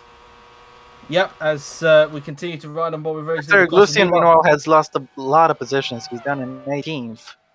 Not having the greatest start to the race is the Frenchman, as Peter tried to look around the outside of Gomez there. Didn't quite work out. Is he going to try and get traction on him down towards Vale now then, as Gomez defends the inside? Peter having a little bit of contact there between the 2 Andretti's, but no harm done. They better keep it together because they are teammates. I don't think Michael Andretti would be happy about that one. No, definitely not. And Gomez is not making it easy for his teammate right now. You might want to think just put them in place and not order them not to fight each other until they get past Zorbak. Focus on getting Zorbak first, and then they can race each other. But I don't think they have any plan to listen to that idea. No, definitely not, as the two Penskes continue to streak away out in front, as the gap between De Barros and Zorbak now up to about 2.7, I think, as it's 1.7 now between Kloss and De Barros. Kloss continues to pull away. Meanwhile, Holloway now on the inside of Mutka. Is he finally going to get the move done on the Polish driver? And he is. Holloway up into 8th.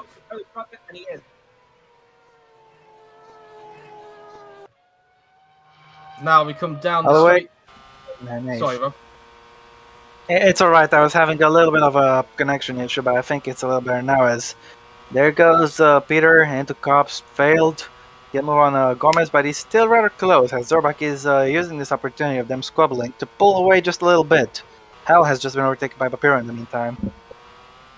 As we now go around Chapel's, Peter will now try again on Gomez. He once again opts to go to the outside. It is possible to do overtaking moves around the outside. We've seen several times in the top class. It is possible, but it's only mainly because of the fresher tyres. And so far, both of them have got the same sort of tyre life. And Peter, in fact, decides to stay behind him through into Stowe. Is he going to try again into Vale? He thinks about it. And again, a little bit more contact. They really need to be careful because otherwise they could take each other out. And more importantly, look at this. Gonzalez and Thompson are now right on. So the Ferraris looking to take full advantage of this.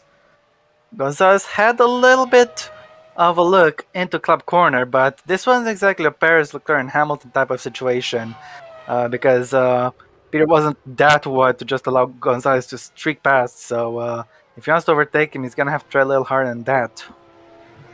They now make their way out of turn 4, now then through into turn 5. Is anyone close enough to possibly make a move down into Brooklands? I'm not sure, as the two Penskes continue to streak away and in front. They've kept the gap actually stable now to 1.7, so both of them now lapping the same sort of pace as each other, the two Penskes, at this point in time.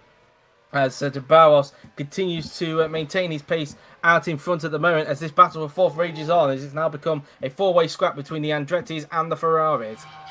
And Zorbak is just being the happiest German dude in Britain at the moment. He's just pulling away from this lot.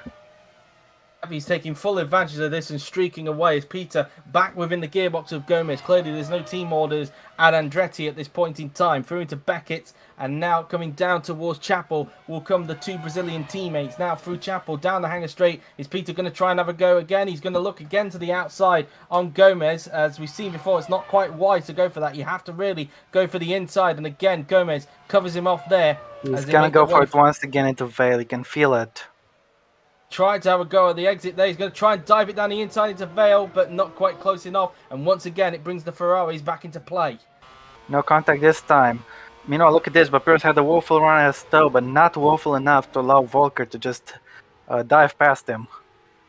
Looks like I think Fitzwater might have got by him there into the corner. That may be why he was a little bit slow with that, or Fitzwater shut the door on him there, hence why Volker was able to have a little lunge, but wasn't able to do so. So far, the McLaren's having a good race. He's got a yellow flag, and oh, there's been a crash. It's the two teammates. It's the two Manor teammates. Rule 1 in racing, never hit your teammate, and clearly Manor did not get that message.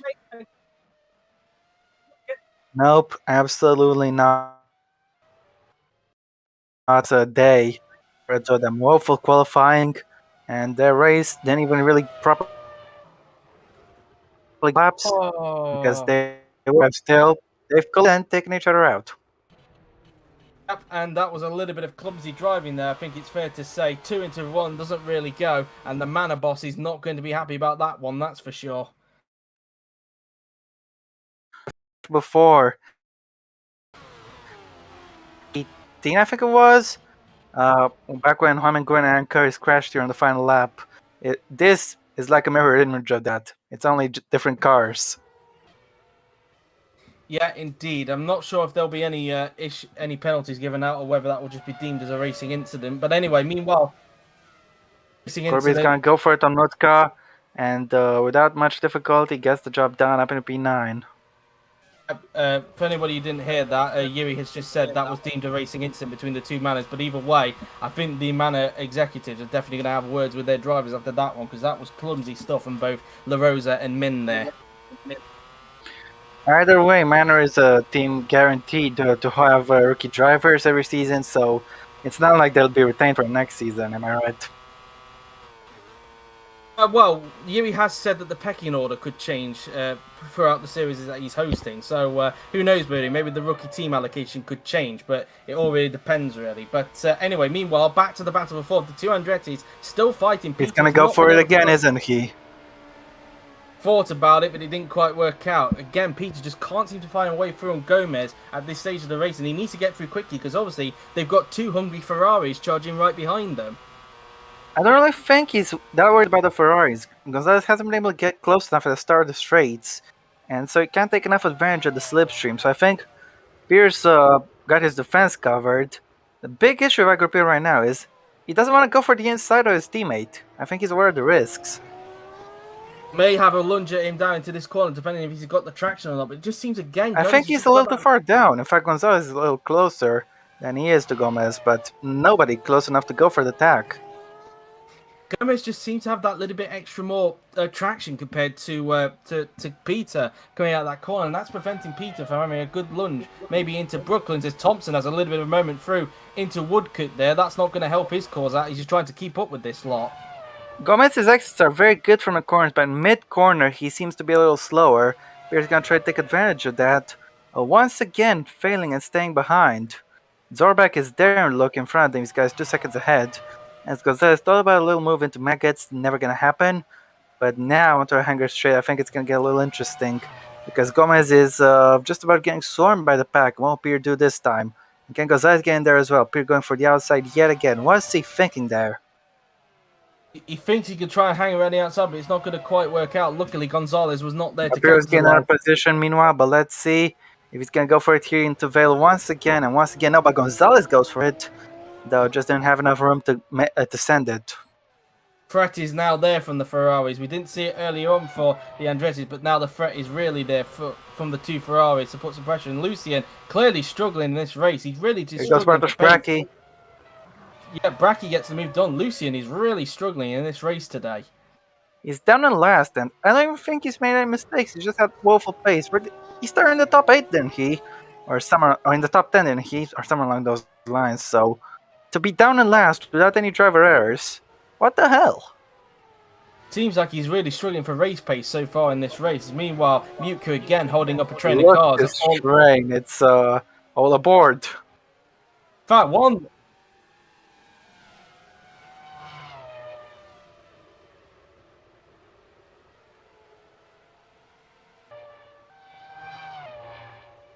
You sure? Oh my gosh.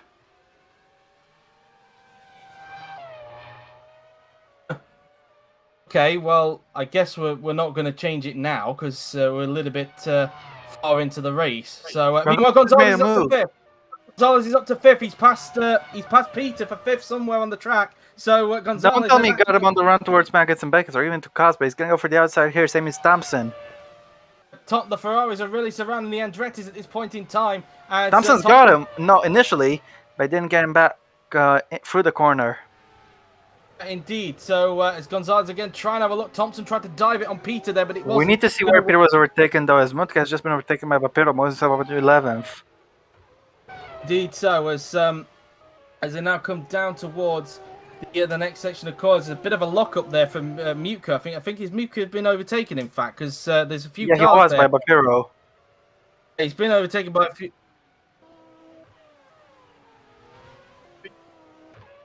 People hear you, Yuri, by the way, just for clarity.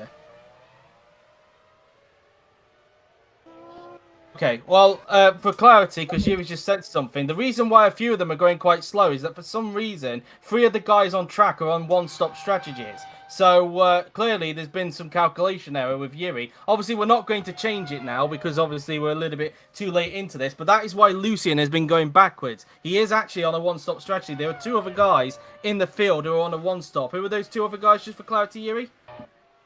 I think Sopa was one of them. Okay, so Zolga, Mutka, and Zolga, Sopa, and Lucian are the 3 guys who are on the one stops. Hence why they're going a bit slow at this point. So that's definitely something. Keep an eye on this battle though, because Gonzalez is gonna go for it. He's gonna go Gabriel Gomez, but which is he gonna go? He's going to the inside. This is a golden opportunity. Can he take and watch for Peter on the outside as well? But Gonzalez makes the move. And the fourth place goes the Spanish driver. Ferraris are really on the charge today, and well, they're definitely really doing well today. And Thompson hasn't been able to get through the Andretti's yet, but but obviously as well, Gonzalez have been able to clear those two. Pierce just moved up to the top 10. He's overtaken Fitzwater. Meanwhile. Indeed, as we got a pit call. The pit stops are underway for the two stoppers at least. Anyway, obviously not for the one stoppers. I think they'll pit around about when the second stop window comes about, which I think is around 25 to 30, if I'm not mistaken. But anyway, as De Barros now then is still in second place, still keeping the gap consistent between himself and Kloss, as it's 2.6 seconds. But Thompson is pitting this lap, so the first round of stops will be underway. It's a little bit of a shame that Thompson couldn't make the most of his stint because he's been stuck in traffic for the majority of it. Indeed, as De Barros now then making his way through Cops Corner now then, as the top 10 kind of stabilised at the moment now then since Gonzalez's overtake, as Kloss continues to have quite a healthy lead in front as he's looking for revenge. He goes Peter in towards Cops. Getting at Gomez? No. No, he couldn't get the move done. So now coming towards Maggots and Beckett's, I should say. So through the corners we go then, through Maggots, and then through into Beckett's now. Then we'll go Peter and Gomez. Of course, these two are staying out for an extra lap, but the car behind Thompson, he's obviously pitting at the end of this lap as they now make their way. He has to go for the inside now, but once again, for the 1000th time, he goes to the outside and to stow. That is never going to work in these cars. If they keep this stop, they're going to have to wait until the first round of pit stops to get that one done. And goes Thompson. Thompson's in for his first pit stop now then. The Ferrari has bolted into the pit lane, and of course it's a little bit of a shortcut, the entrance is towards the pit lane, but he is in the pits now then, and so Thompson now in for his first of two scheduled stops then. Of course, as mentioned earlier, there are 3 cars who are on a one stop for some reason. Those, of course, again, I will remind you, are Zolga, Soper, and Lucian. That's why they're currently dropping down the field at the moment, because they're on a one stop. So imagine them potentially come into play once we get into the second pit stop window. So bear in mind of that one. But anyway, De Barros now, they're coming around Luffield now then, as he'll now make his way down towards Woodcote, as the gap is 2.8 seconds now between himself and teammate Kloss at this point in time. He's just a little bit slower than Bartosz, but a little bit slower is not faster, so if he wants to win this race, he's going to need to pick up the pace a little bit. Gomez is pitting this lap meanwhile, so Peter will be free if he's not able to pass him on this instance. Where did Thompson come out after his pit stop? Just trying to look down the bottom of he's the behind screen. Cassidy. He's rejoined, I think, where this lot are, in fact, and he's rejoined down in 17th after his pit stop. So he's in cleaner for the time being, so he'll be happy with that. But the next car in front of him is Zopa, who hasn't stopped yet, so he's going to need to get the job done on him. Pero, meanwhile, has dropped to last place. I'm not sure if he's one of the guys that is on the one stop, because I don't think his name crept up, unless he's made a mistake somewhere. So, I think he's definitely pitted. Oh, I didn't hear that from... He pitted, sorry, I didn't realise. Didn't see his name pit come up. But Gomez, meanwhile, he's in the pits for Andretti. As Kloss, meanwhile, the race leader, will be pitting this lap. So Gomez Igor Peter is finally free to chase after Gonzalez and overtake him. But he'll also use this as an opportunity to try and jump his teammate in the pits. But Gomez now, his mechanics get to work on his car. As let's see where he's going to emerge then after this pit stop. As a long stop, a 9.8 second stop for the Andretti mechanics now then. And it's quite a slow pit lane, let's not forget. Down here as well, there's another mechanic out in the pit lane as well. I think that might be the Viper mechanics as well, if I'm not mistaken, but I could be wrong on that. I do believe I did see somebody towards the back have the pit symbol, and yes, I was correct. Bracchi is coming into the pits this lap, and so Thompson will gain a few places as Gomez rejoins, still in front of him. In fact, let's not forget Thompson was in the fight with the Andrettis and Gonzalez, but Gomez has been able to stay in front after the pit stops. So, of course, let's not forget as well, Kloss is pitting this lap for Penske. Meanwhile, we can see that Balint Zolga, who is one of the guys who's on the one stop, still showing some good pace. He's going defensive. And wasn't able to get the move done on Muka. Mamutka's going defensive, sorry. And Muka's the one who's defending from Zolga. Zolga's the one on the one stop as well. So he's still got some good pace, even with that one stop. But it's definitely clear that Muka is definitely holding him up at this point. Bracchi into the pits, as mentioned. He's come out in 20th, just behind TJ Papero. Zolga now on the inside. Can he get the move done? The answer to that yes, is he can. The BMW very power aggressive, very incisive, and he's got him. He's now up into 11th position. Now that is out goes Yuri Gabriel again. It's a foul problem. As Kloss is now into the pits meanwhile, but yet again, bad luck has struck Yuri Gabriel. A throttle problem has taken care of him, and that's yet another retirement for the Brazilian rookie. Yeah, what a shame. It's been on the run towards cops. So let's see how it kicked in.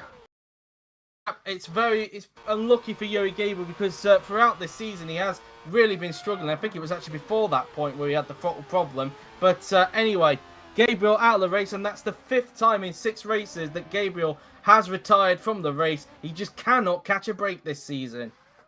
Indeed, and week to forget for him, I'm afraid. That is obviously what the throttle does to the car, of course, because it obviously sends it into a bit of a spiral. But as mentioned, Kloss is into the pits for Penske, and he's just giving the bars the lead temporarily. And Kloss is in clean air. He's got freedom to push.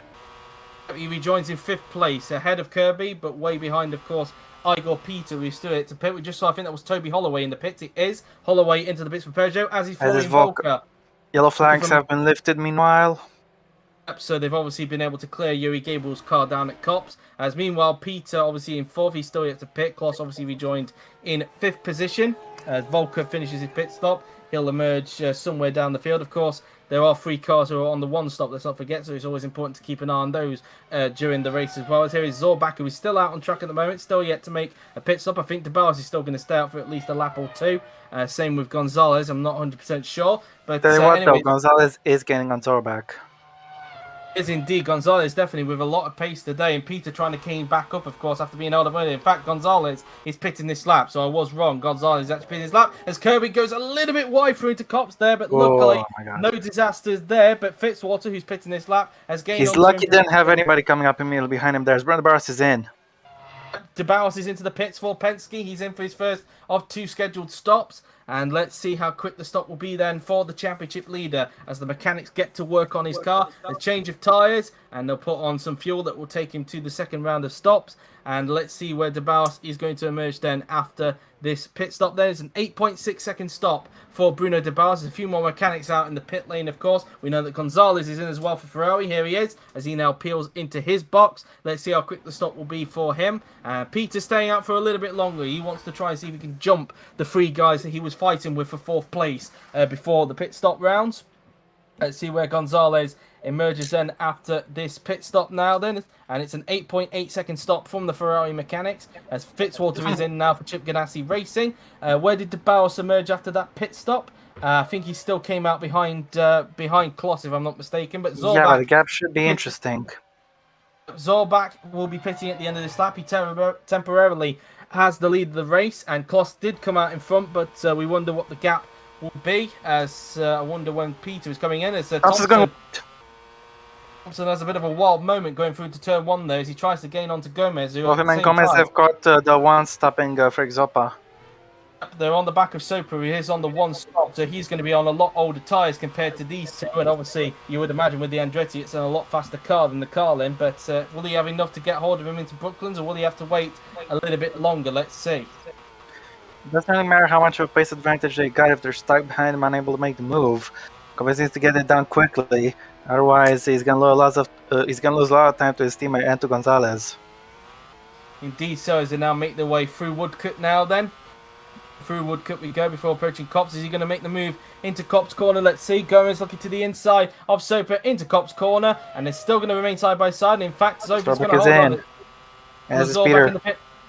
Peter is in as well. The question is, can Peter get ahead of the likes of Gomez, Thompson, and Gonzalez? Of course, Thompson and Gomez are currently stuck behind Soper at this point, so this could give. Meanwhile, Gonzalez is 5 seconds out ahead of these guys. Because these 2 are getting held up by traffic. Is Thompson going to try and do Thompson. Thought he was going to do a freeway moment, but can Gomez with the fresher tyres go all the way around the outside of Soper? Let's see. He's trying to, but it's not going to work. But Thompson takes full advantage and says, "Thank you very much. I'm taking that place." Through goes Thompson. He's going to go for Soper as well. Going to quite work. Where did Zorbach and Peter emerge after that pit stop? That's what I want to know, because Peter was involved in a battle with the likes of Gonzalez and this lot as well as.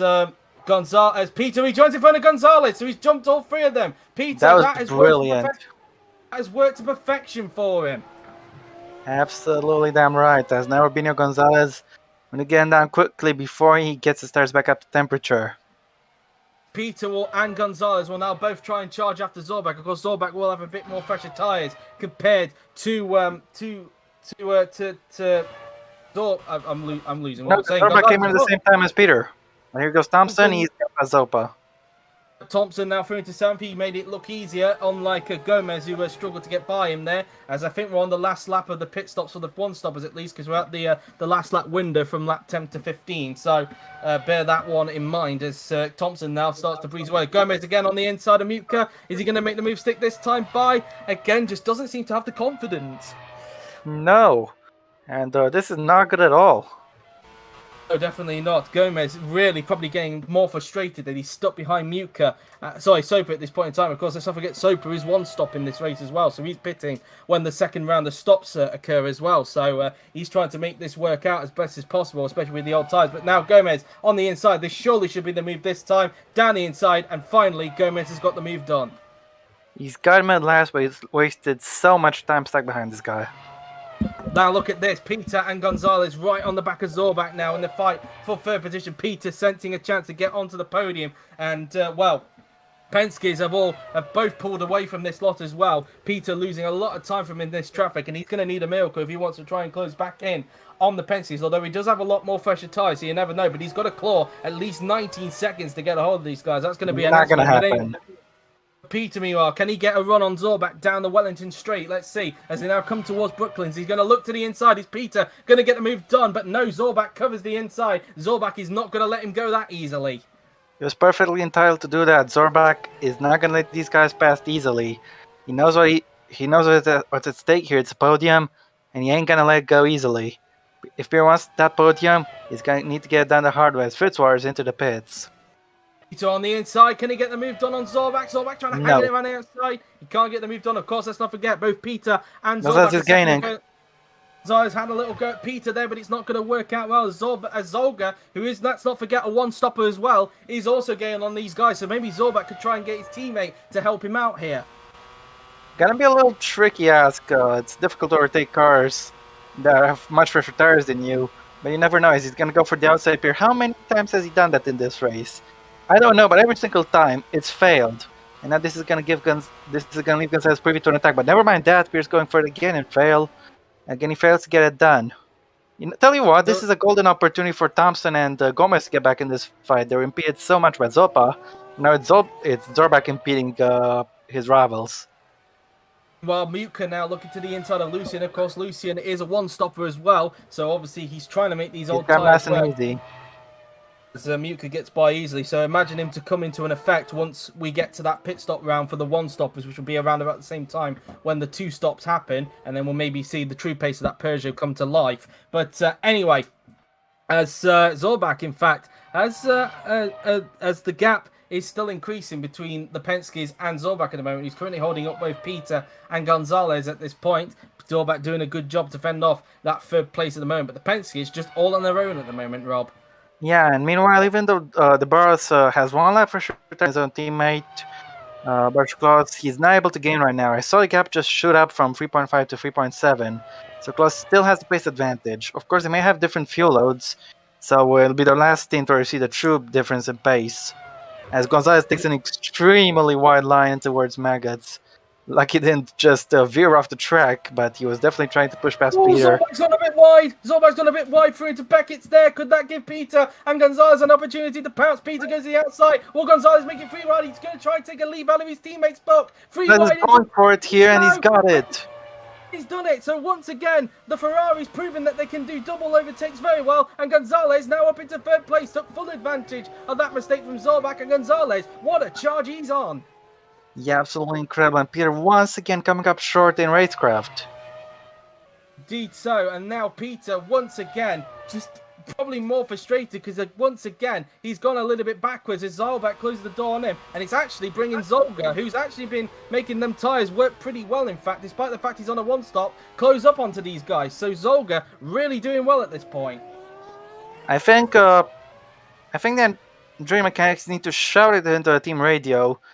Shout to Peter that he needs to take the inside line in towards Stowe. He can't afford to keep going on the outside because he's lost position because of that. And I think that's going to be a permanent loss because Gonzalez will just be able to pull away. He's much faster than Zorbach. Is indeed, but whether Peter can try and find a way through on Zorbak, that's going to be a question. Peter again on the gearbox of Zorbak, but whether he can get by him, that's going to be another question. He has struggled to pass him so far down into Cops, and it's looking 3.8 like between the Penskes, so close is getting our 10th. Even with the 1 lap tire disadvantage, it doesn't seem to be discouraging him too hard. He's got the pace to win this. To look into the inside of Zorbak. He thought about it. That was a good attempt, but Zorbak at the last minute just shutting the door there as they now make their way through into Beckett's and then down through Chapel. Is he going to try and go for the inside this time by? He's in the slipstream of Zorbak. Again opts to go for the outside line, which is a bit strange. I would have thought he would have gone to the inside that time, giving us a little bit further back than Zorbak, but clearly not on this occasion. He's going to have to hang back. He's maybe going to try and think about a dive down into Vale now, then into the gearbox of Zorbak. Is he going to try and go for a dive? He's thinking about it. He's going to the but he can't get the move done, and he has to once again stick behind. More frustration for Igor Peter. Though there is one silver lining, Gonzalez hasn't pulled away that much. I don't think he's outside the 1 second window yet. So if he can overtake Zorbak quickly, maybe P3 isn't lost yet.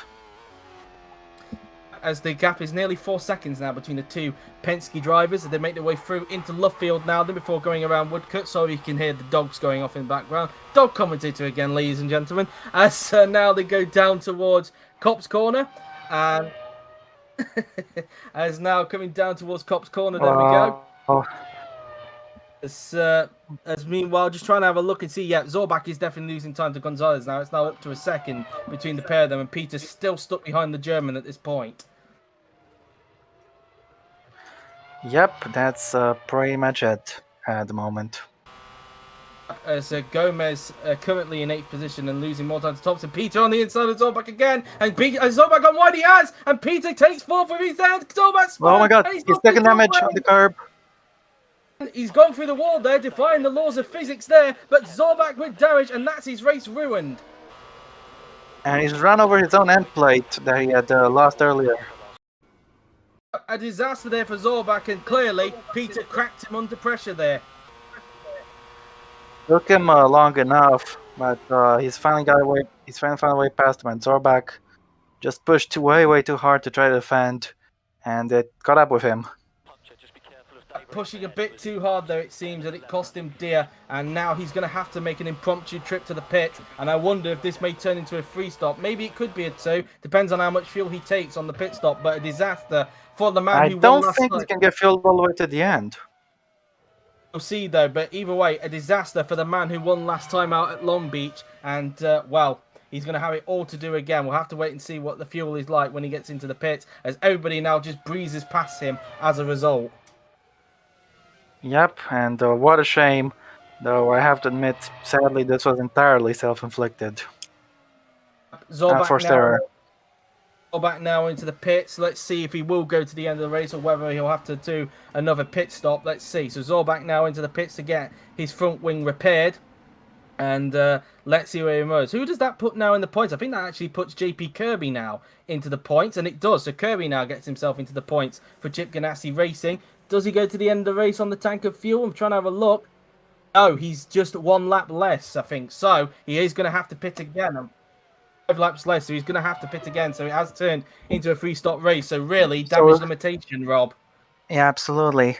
Well, this has had some variety. We're having 1 stoppers, 2 stoppers, and 3 stoppers in this race. Okay, 3 stoppers singular. To a certain degree because of Zorbak's front wing, but he rejoins in 17th place as a result, and well, it's been a disastrous race for him. Fitzwater also not having a very good race at the moment, all the way down in 18th. He seems to be really struggling in this race so far. Yep, quite so. I'm not sure what's wrong with his pace at the moment. And as we're on board the Bartosz still not dominating, he's not miles out in the lead, but he's got a little gap on board the Barros, and he's slowly but surely adding a 10th each lap to that gap. That's what he needs to do, really. Indeed, he's basically managing that gap at the moment, is Kloss, really. It's not big, but he's keeping it under control at the moment. He's not letting it get to him at the moment, and the Penske's really in a good position at the moment. And I think, well, I know that Roger Penske doesn't run the team anymore because he's part of he runs IndyCar now, but whoever runs Penske, I think he'll be pretty delighted so far to see his guys at the front. But of course, there's still a long way to go. Anything could happen yet, as we're only just into the second half of this race. Yep, indeed. And on the topic of Kloss's gap, It doesn't matter how much you win a race by, only that you win it. Well, Zorbak trying to make a charge now as he's now on the back of the one, stopping Eric Lucian now then. Is Zorbak going to get the move done with the fresher tyres? At the moment, not quite. Lucian just fending off at the moment. Is Zorbak going to try and dive it into Vale? He thought about it, but Lucian shuts the door there, and he's going to have to potentially wait for the Wellington straight.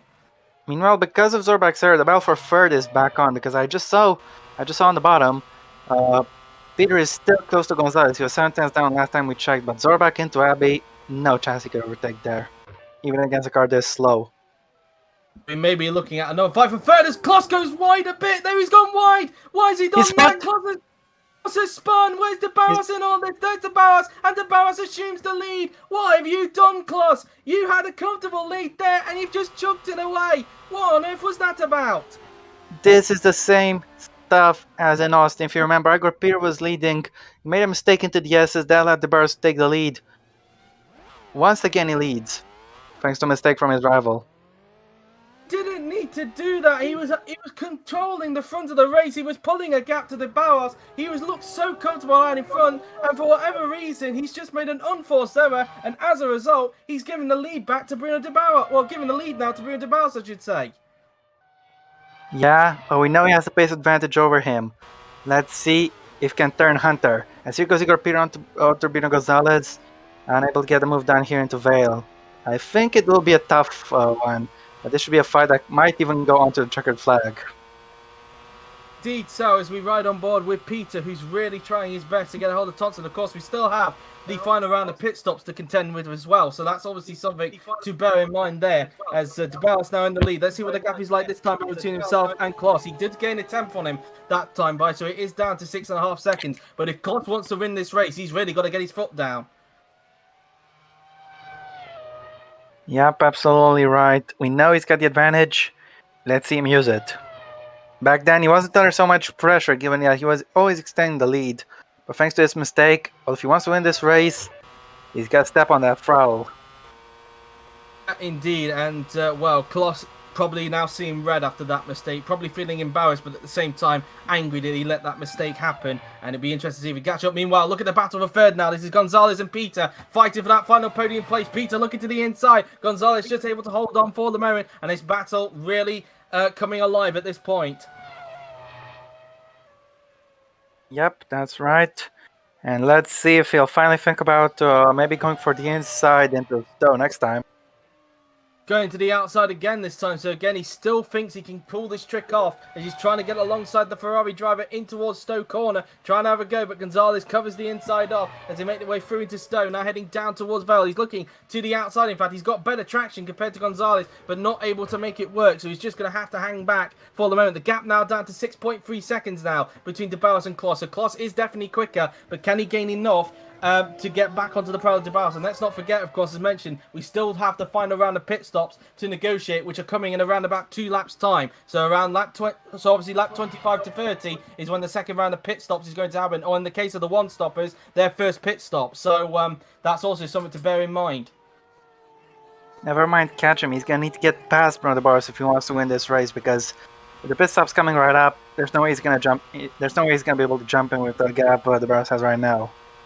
While Peter trying to have a go at Gonzalez into Brooklands. Has he got the move done? Nope. Gonzalez just able to fend off for the moment, and he keeps hold of that third position as they make their way through into Luffield corner now then. If I'm going to be honest with you, Joe, I think, honestly, Peter's best opportunity to get any move done is into Cobbs. He seems to be most aggressive there, and he's gonna go for it now. See if he can get the move done. He's trying to look to the inside, but again, Gonzalez just able to cover it off at this point in time and holds on to that third position. Through into Maggots now then. Now into Beckett's we go. And now he'll soon be approaching Chapel now then. So through into Chapel then goes Igor Peter as he now makes his way down the hanger straight. Again opting to go for the outside rather. You're kidding me. Rather than the inside. I thought he would have gone to the inside that time by, but can he try and hang it around the outside? He thought about it, but isn't able to get enough momentum to keep it around the outside like we've seen in the top class a few times. And once again, he's stuck behind Gonzalez. Too late on Thrall to be close enough to have a shot into Vale, and you can very well see the consequences of that. Indeed, now, so at this rate, he's gonna need to jump it in the pits. I don't see any way he can get past him otherwise, because he's just lacking that decisiveness in racecraft he needs today. Indeed, as now they make their way through into the right-hander now, then coming towards turns 4 and 5 on the racetrack. Through turn 4 and now into turn 5, then will go both Gonzalez and Peters, who ride on board with the race leader, Bruno de Barros. Kloss is gaining onto him, but obviously not as much because of those tyres being shot, but still have got enough to get hold of de Barros at the moment. But it's very clear that if Kloss wants to win this, he's going to have to hope for something after the final round of pit stops. Yeah, indeed. Even though Kloss is one lap, even though Kloss is third and one lap older, he's still faster. Strategy could be key, because imagine how quick he'll be if he's the one with the tire advantage last stint. As here goes Peter once again, and here fails Peter once again. Able again to get the move done through into Maggots. Again, Gonzalez shutting the door through into the beginning of Maggots and Beckett's now then, as they now make their way through the second part of Beckett's and now down into Chapel now then. Through the left-hander we go, heading down the hanger straight. Is he going to go to the outside or inside? Again, he opts to go to the outside, as now they come down towards the hanger straight. Can Peter try and hang it around the outside? Again, Gonzalez able to cover him off now then, as Fitzwater has taken Lucian for P17, heading down towards Vale. Can Peter maybe think of a move? No, he's going to actually hang back for the moment, as we're now into the window where the second round of pit stops should begin, and I wonder who's going to blink first. What's it going to take for Peter to actually go for the inside at Stowe? He knows he can get a move done if he does that, but the entire race against Gomez, and now against Zorbach, and now against Gonzalez, he's never not a single time taken that inside line. Why? I have no idea. Obviously, something, I guess the only thing I could say is tactical, really. But anyway, none of the top two are... I think he needs to change the tactics in that case. And meanwhile, the battle for third still raging on. I don't know why we cut to this point of view, because we were heading down towards the Wellington Straight. But anyway, as he's still not been able to get him, I thought he would have had a chance there, because he was right on the gone a little wide in left field, but that's one corner we can afford to go to wide, as long as you don't mess up the exit. It does straight. Meanwhile, only seen by the cameras, Thompson has taken 5th from Balenciaga. So Sam Thompson now up into 5th. Meanwhile, speaking of Ferraris, Rubino Gonzalez again fending off from Peter in his fight for the final podium spot as they make their way through into Maggots and Beckett's now then. He's getting Peter here. It's trying his best, but you probably think, is he getting a little bit impatient? And now he's going to go to the outside once again, as Zorbach has made up a place. And as predicted, he's gone to the outside. As Kloss is in. Kloss is in for his second pit stop. Peter trying to go around the outside of Gonzalez, but again, Gonzalez just able to fend off for the moment as they make their way down towards Vale. Again, Peter He's got a great run. Gonzalez again just able to fend off, but as we said, Kloss is into the pits now then for his second stop, as he'll be hoping to make that work, as de Barros will be pitting this lap, as meanwhile Soper on the one stop. Soper is filling up a train, but Jean-Pierre could be involved in the train as well, but Holloway can't get that move done yet. Where does Kloss emerge? He's still in the pit lane at the moment. He rejoins in fourth behind the battling Gonzalez and Peter now. We know that de Barros is pitting at the end of this lap, so that's that Peter is pitting this lap, so we're looking to try and jump Gonzalez if he can. But Kloss isn't going to get much of an undercut like this. Oh, he's going to get stuck otherwise, and of course Peter is coming in, so that will relieve him a bit. And of course de Barros is pitting this lap as well, so it will be interesting to see where de Barros emerges. I think de Barros has just won this race. I'll leave it that. Well, we'll have to wait and see, of course. It depends on how long it takes de Barros and what the gap will be when they come out of that pit lane. But anyway, through Woodcut we go. Peter again stuck behind Gonzalez, not close enough to go for a move into Cop's corner now then. So through into Cop's we go as he uses a bit of curve. de Barros, meanwhile, the race leader is into the pits. Peter again trying to have a look on the inside through Maggots and Beck. It's not going to quite work. We know how slow that pit lane is, by the way, so don't think that it's way too big for Kloss to get a hold of. I do expect de Barros to still be out in front, but it's just a question of what the gap will look like by the time they get back around. Nevertheless, he will be in front of Gonzalez, will not pit. As he's trying to look around the outside, but again, not going to work out, and Peter will There's a surprise. Peter into the pits. Where is de Barros? That is the question. He's in the pits, meanwhile. I want to know where de Barros is. And there he is. He's just coming out of the pit lane. It's an 8.8 second stop. He's just come out of the pit lane now then. And what is the gap between him and Kloss? Well, I don't think we'll know, of course, because the Gonzalez is splitting the pair of them at this point in time. Gap is pretty big. As trying to work that out, as well, that won't update until we get to the first sector, of course. There he is. We saw him in the. He was in the loop just about earlier. Now he's in the entry.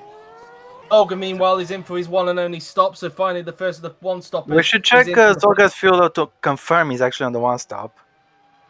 I think he will be on the one stop. But anyway, it's Zolga and Mutka are both in the pits. Meanwhile, as Kloss is now getting right onto the gearbox of Rubino Gonzalez. As Peter, meanwhile, rejoins in 7th behind. Was that Gomez he just rejoined right behind? As Zolga rejoins in 12th position. And it was Soper he just rejoined. In fact, Soper is still yet to make his one-and-only stop. And now Kloss on the gearbox of Gonzalez here. But wasn't close enough to go for a proper attack down into Cop's corner. And didn't get is he? As gap is 7 seconds between our legitimate leaders.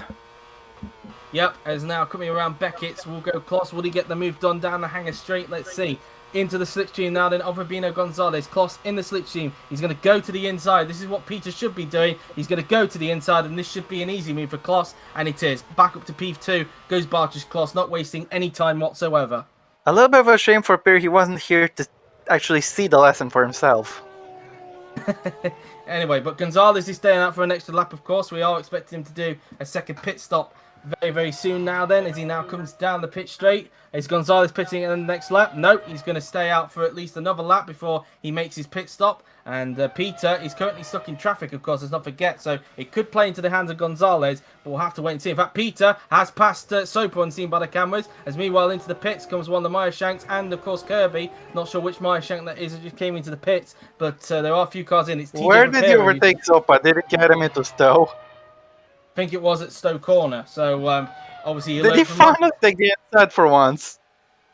Done. As Holloway is pitting at the end of this lap.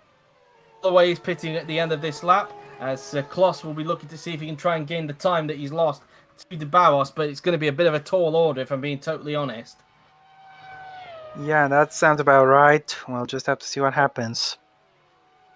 Into Cops then goes the Polish driver. Of course, we've only had 3 retirements in this race. Of course, they've been Min, Larosa, and of course Yuri Gabriel in this race. So still two of them from a crash, one of them from a mechanical problem.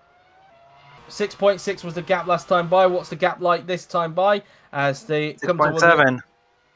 6.7. So I think De Barros has upped the gap, I think, a little bit because he's got 1 lap fresher tyres compared to Kloss. Although that was the same case last time by, but Kloss was still lapping quicker. So yeah. Yeah, but don't forget, last time, Kloss was also fueled 1 lap lighter, given that he stopped a lap earlier. But now, they're level on fuel. So that's an extra advantage for De Barros.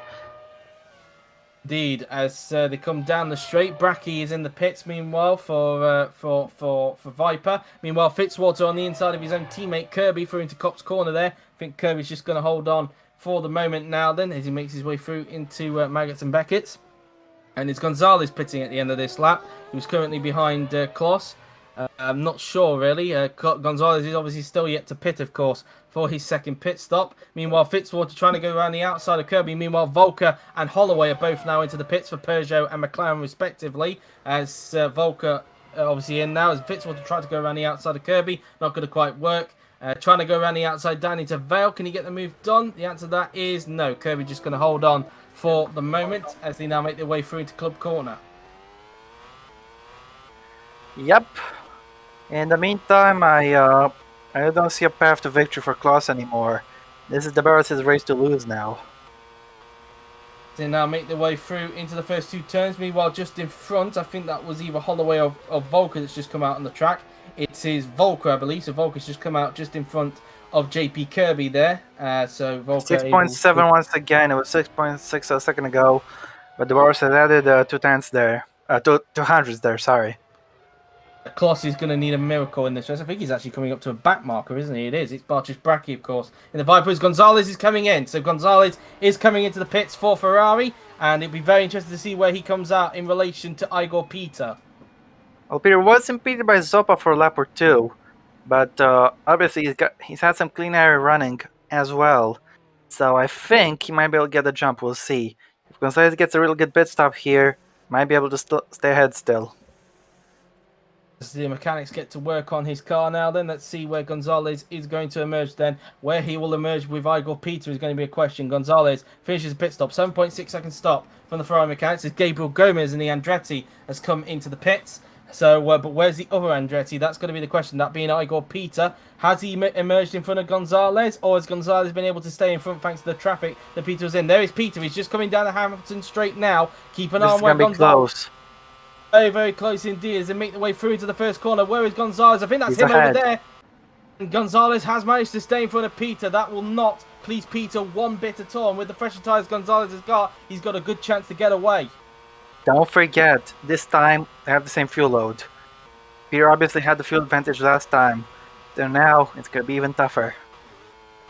Indeed so, as they now make their way through Stoke Corner now then, making his way down towards Vale and Club as Fitzwater is now in for Chip Ganassi Racing. We saw that Gomez came into the pits, but I'm not really sure where he emerged after the pit stop. I think Thompson is still yet to pit because he's still languishing in third place. So I think Thompson is still yet to pit so far in this race. So something to keep an eye on there as we ride on board with the If he has the pace, he might be trying something as a means to maybe catch up to Igor Peter.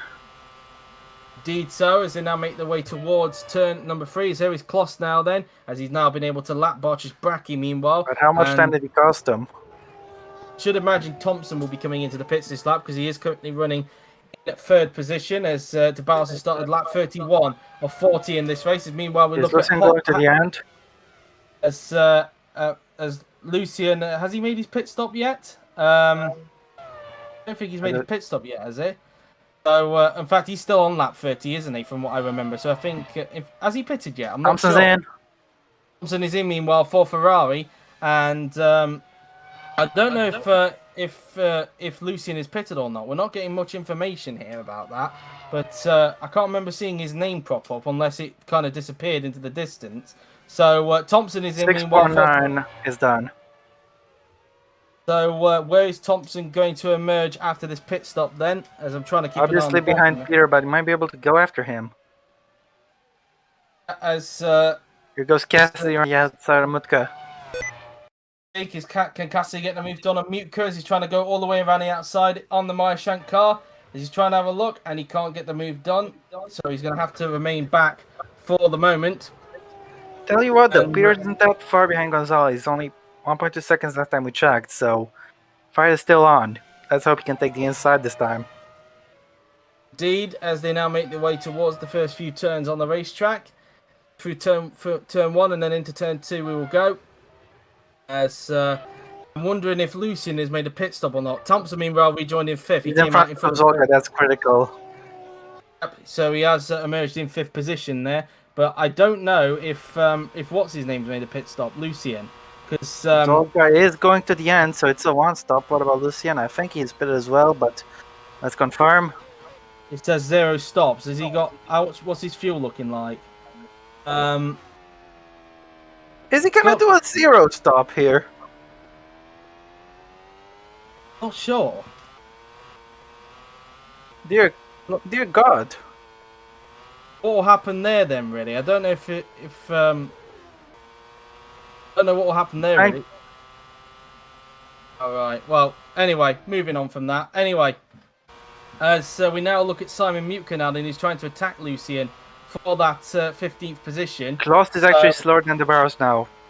The gap is now up to 7.1 seconds. It's currently 1.4 seconds meanwhile between Gonzalez and Peter meanwhile in the fight.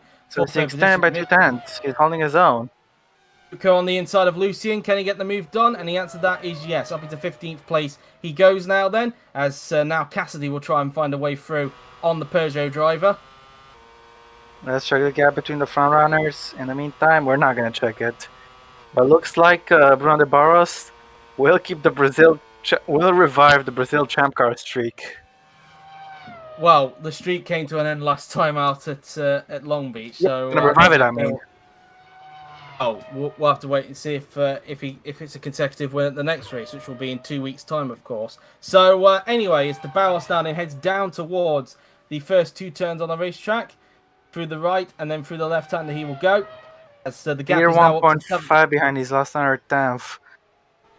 It seems that Gonzalez, with the fresher tyres, is now starting to get away now. Then. I will be interested to see what Sam Thompson's pace is going to be like, though. Be interesting because Zolga was actually close behind him after the pit stop. I don't know if he's starting to pull away from him as a result. Zorbach, of course, he's coming into the pits this lap because, of course, he didn't have enough fuel to get to the end of the race after he sustained damage earlier on. So Zorbach will be coming into the pits, so his race will be down the toilet. And as mentioned earlier, Rob, it's going to be damage limitation for him. Yeah, though I don't think there'll be much limitation in that. Indeed, as De Bauer is now coming up towards Cop's corner. As Zorbach is now into the pits for his final stop of the race after his impromptu stop earlier on for a damaged front wing. As the Bauer standing comes around Maggots and then into Beckett's now, then he will go. And let's see where Zorbach will emerge after this pit stop, as I'm just trying to keep an eye on the bottom of the screen there to see if he still will emerge close to the points. He's obviously going to be out of the points. Kirby now assumes that 10th place, but where is Zorbach going to emerge after that pit stop in the BMW as we ride on board with Rubino Gonzalez, who makes his way through into Woodcut now then. It turns out that time wasted behind Zoppa has really actually hurt Tiger Peter. He was able to recover it enough in the clear air period he had. Indeed so, as Zolga's still keeping up with Thompson, oddly enough, so he's still keeping up with him at this point, as Volker is trying his best to try and get into the points, as he's trying his best to close in on Kirby, who's close to the back of Holloway at this point in time. Zorbach, trying to see where he emerged. I'm not quite sure, but anyway, Zolga has got some really good pace, but so far not been able to get close enough to mount it to try. I'm surprised. Thompson has fresher tires, but he can't gain on the cars ahead, and he can't pull away from Zolga either. Yeah, indeed, as they now make their way through into the final few turns. Zorbach is 13th, meanwhile, 4 seconds down on TJ Bapero, and then another second down on Florian Volcker. I'm not sure how far down he is to P10 though, so if he has a shot of points or not, it doesn't matter. Actually, it's not that far out, but here goes Bapero. He's going to be attacking Volker around the outside, and you know how that's going to end up. Not going to quite make the move done. Just in the background there, I think you alluded to it earlier, was Nicholas Zorbach. So he's 3 places away from the points. Bapero trying to go for a dive on Volker, but Volker shuts the door. I think we're going to be seeing Zorbach's image on the camera getting a hell of a lot larger than just the background car there. He's going to get on these guys. Unless you count the when we get to the checkered flag, then I don't know. But anyway, we'll have to wait and see. As we have, De Bauer is about to start lap 35 very soon. So once he crosses the line, we'll have 6 laps to go here at Silverstone. Of course, Lucian's finally in. Lucian's in, so he did have to make a pit stop in the end. So the game did finally recognise that Lucian did have to pit. So no more worries. What a bizarre strategy call. Yeah, I think he's going to have a lot of words with Persia about that one. I think they tried to go very risky with that strategy, it's fair to say, but clearly it backfired on them. And I don't think Imagine if he pits again a lap later just to confirm to the mandatory 2-stop. I don't know, but anyway, I think that will be his stop done with now anyway. But anyway. Either way, the other one-stoppers have actually come out quite well at this, because both Zolga and Zop are in the top 10. Indeed, but whether they can hold on to that is going to be another question. As De Bauer currently leading the way and looking good to get his 4th win in 6 races. So far, He's got some traffic ahead. Fair to say, Rob, this season, De Bauer, it's just been his season so far. Yes. That's all Rob has to say on that. I don't think there was anybody who could beat him today. You could argue this was an inherited win. But come on, it's not like he crashed into his own teammate and wiped him out.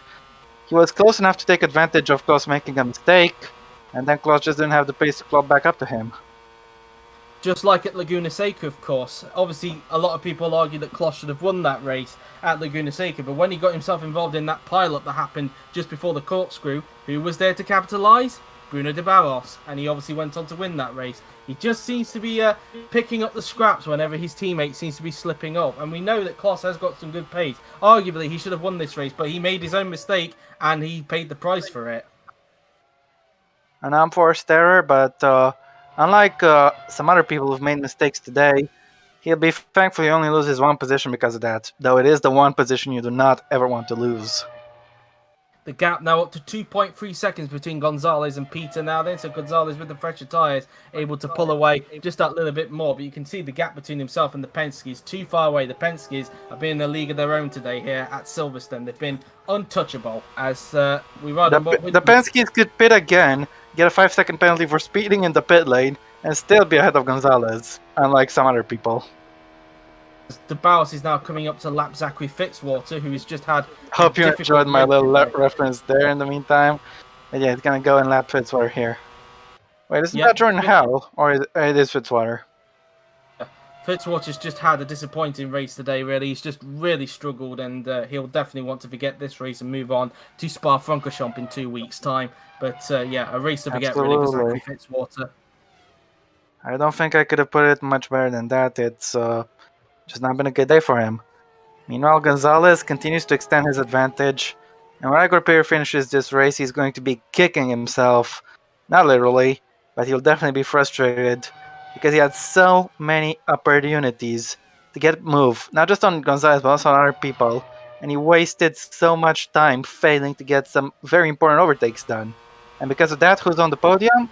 Not him. Yeah, Rubino Gonzalez, the one who inherits the podium as a result, and really Peter probably will want to forget this and try and move on to Spa. But we've only 6 races left after this because we are at the halfway point of the season. We've only 6 races left. He's really going to have to dig deep if he wants to beat De Bauer in this season's championship. 4 laps to go for Bruno De Bauer here at Silverstone. He absolutely had the pace for a podium in the first and second stint, but in those stints, just had 0 racecraft, and because of that, he has to pay the price. And now in the third stint, he doesn't have the pace advantage anymore, so there's nothing he can do. Indeed, and well, he's just going to have to settle for 4th. Looking at the progressions, of course, Soper, thanks to his 1 stop, able to gain 11 places from his original grid slot there. Gonzalez gaining 6th, Thompson gaining 6th, so the Ferrari's doing the same sort of work today and clawing their way up through the field after what had been quite a difficult qualifying for the pair of them. Meanwhile, Sopa, his teammate Mutka, qualified brilliantly, but has been nowhere in the race. And as for Sopa, it's the exact opposite. He was nowhere in qualifying, but he's gonna gain the most places of everybody and take some very good points. Indeed, so as De Bauer started making his way down the hangar straight, heading towards Stowe Corner now. Then, contact there! It's Mutka. He's crashed with Cassidy there. Lost his end plate. That's him coming into the pits. Maybe I should have fastest lap, though I doubt it in his car. Let's see. Did he shut the door too much? No, I don't. In fact, I argue Mutka didn't leave Cassidy enough space on exit. I think that was all on Mutka there, and Cassidy, lucky that he didn't get any damage for that. Luckily, the pair of them didn't end in the same way as what we saw with the 2 Manor drivers a little bit earlier on. So, yeah, I think that's really all on Mutka, that. Yeah, I could say that again. Meanwhile, Zorbach is gaining up to this battle, but not close enough to get himself into the points.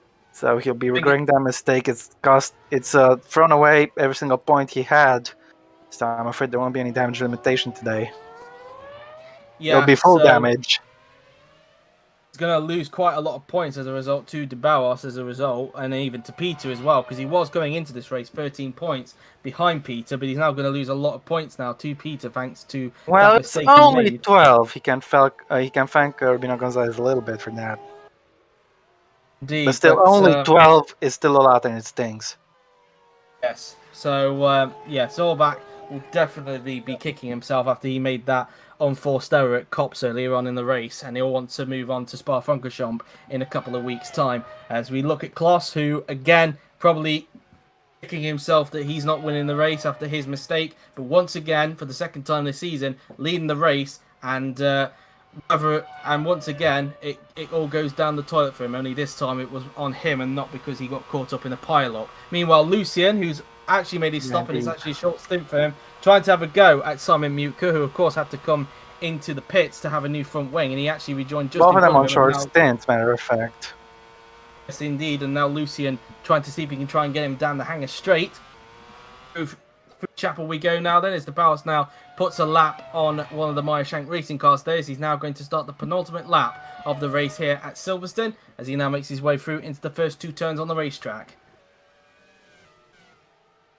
Yep, and he wasn't the fastest in the first or second stint, but he's definitely had the advantage over Kloss in the third stint. Took full advantage of his teammates' unforced error, was close enough to inherit the lead, and has just held on to it. Kloss couldn't charge after him. Going around the final 2 turns then, will come Sam Thompson, sorry, not Sam Thompson, Rubino Gonzalez in the Ferrari. Well, if you said that in qualifying, you wouldn't have you would have been forgiven for that, because obviously there was a little bit of a livery mix-up between Gonzalez and Thompson during qualifying, which got rectified for the race. But yeah, that was that really. But meanwhile, here is de Bauers, who's now coming up towards Cop's corner now then. Meanwhile, Zorbach has caught up to both Pipero and Volker here, as he's trying to have a go at him around the outside into Stowe there, but Pipero is just going to hold on for the moment as he's trying to get the He hasn't got enough time for points. He's just going to have to try and see if he can salvage something out of this race, as meanwhile Holloway still keeping the gap consistent between himself and Kirby in that fight for 9th position. As now they come down the straight, as now we take a look at Bruno de Bauers, who will soon be starting the final lap here at Silverstone, as he just comes up towards Vale and now into Club Corner. So through the double right-hander he will go. Now through the final corner, and Bruno de Bauers is about to start the final lap here at Silverstone, and if he can keep it tidy, he's looking set to get his 4th win in 6 races.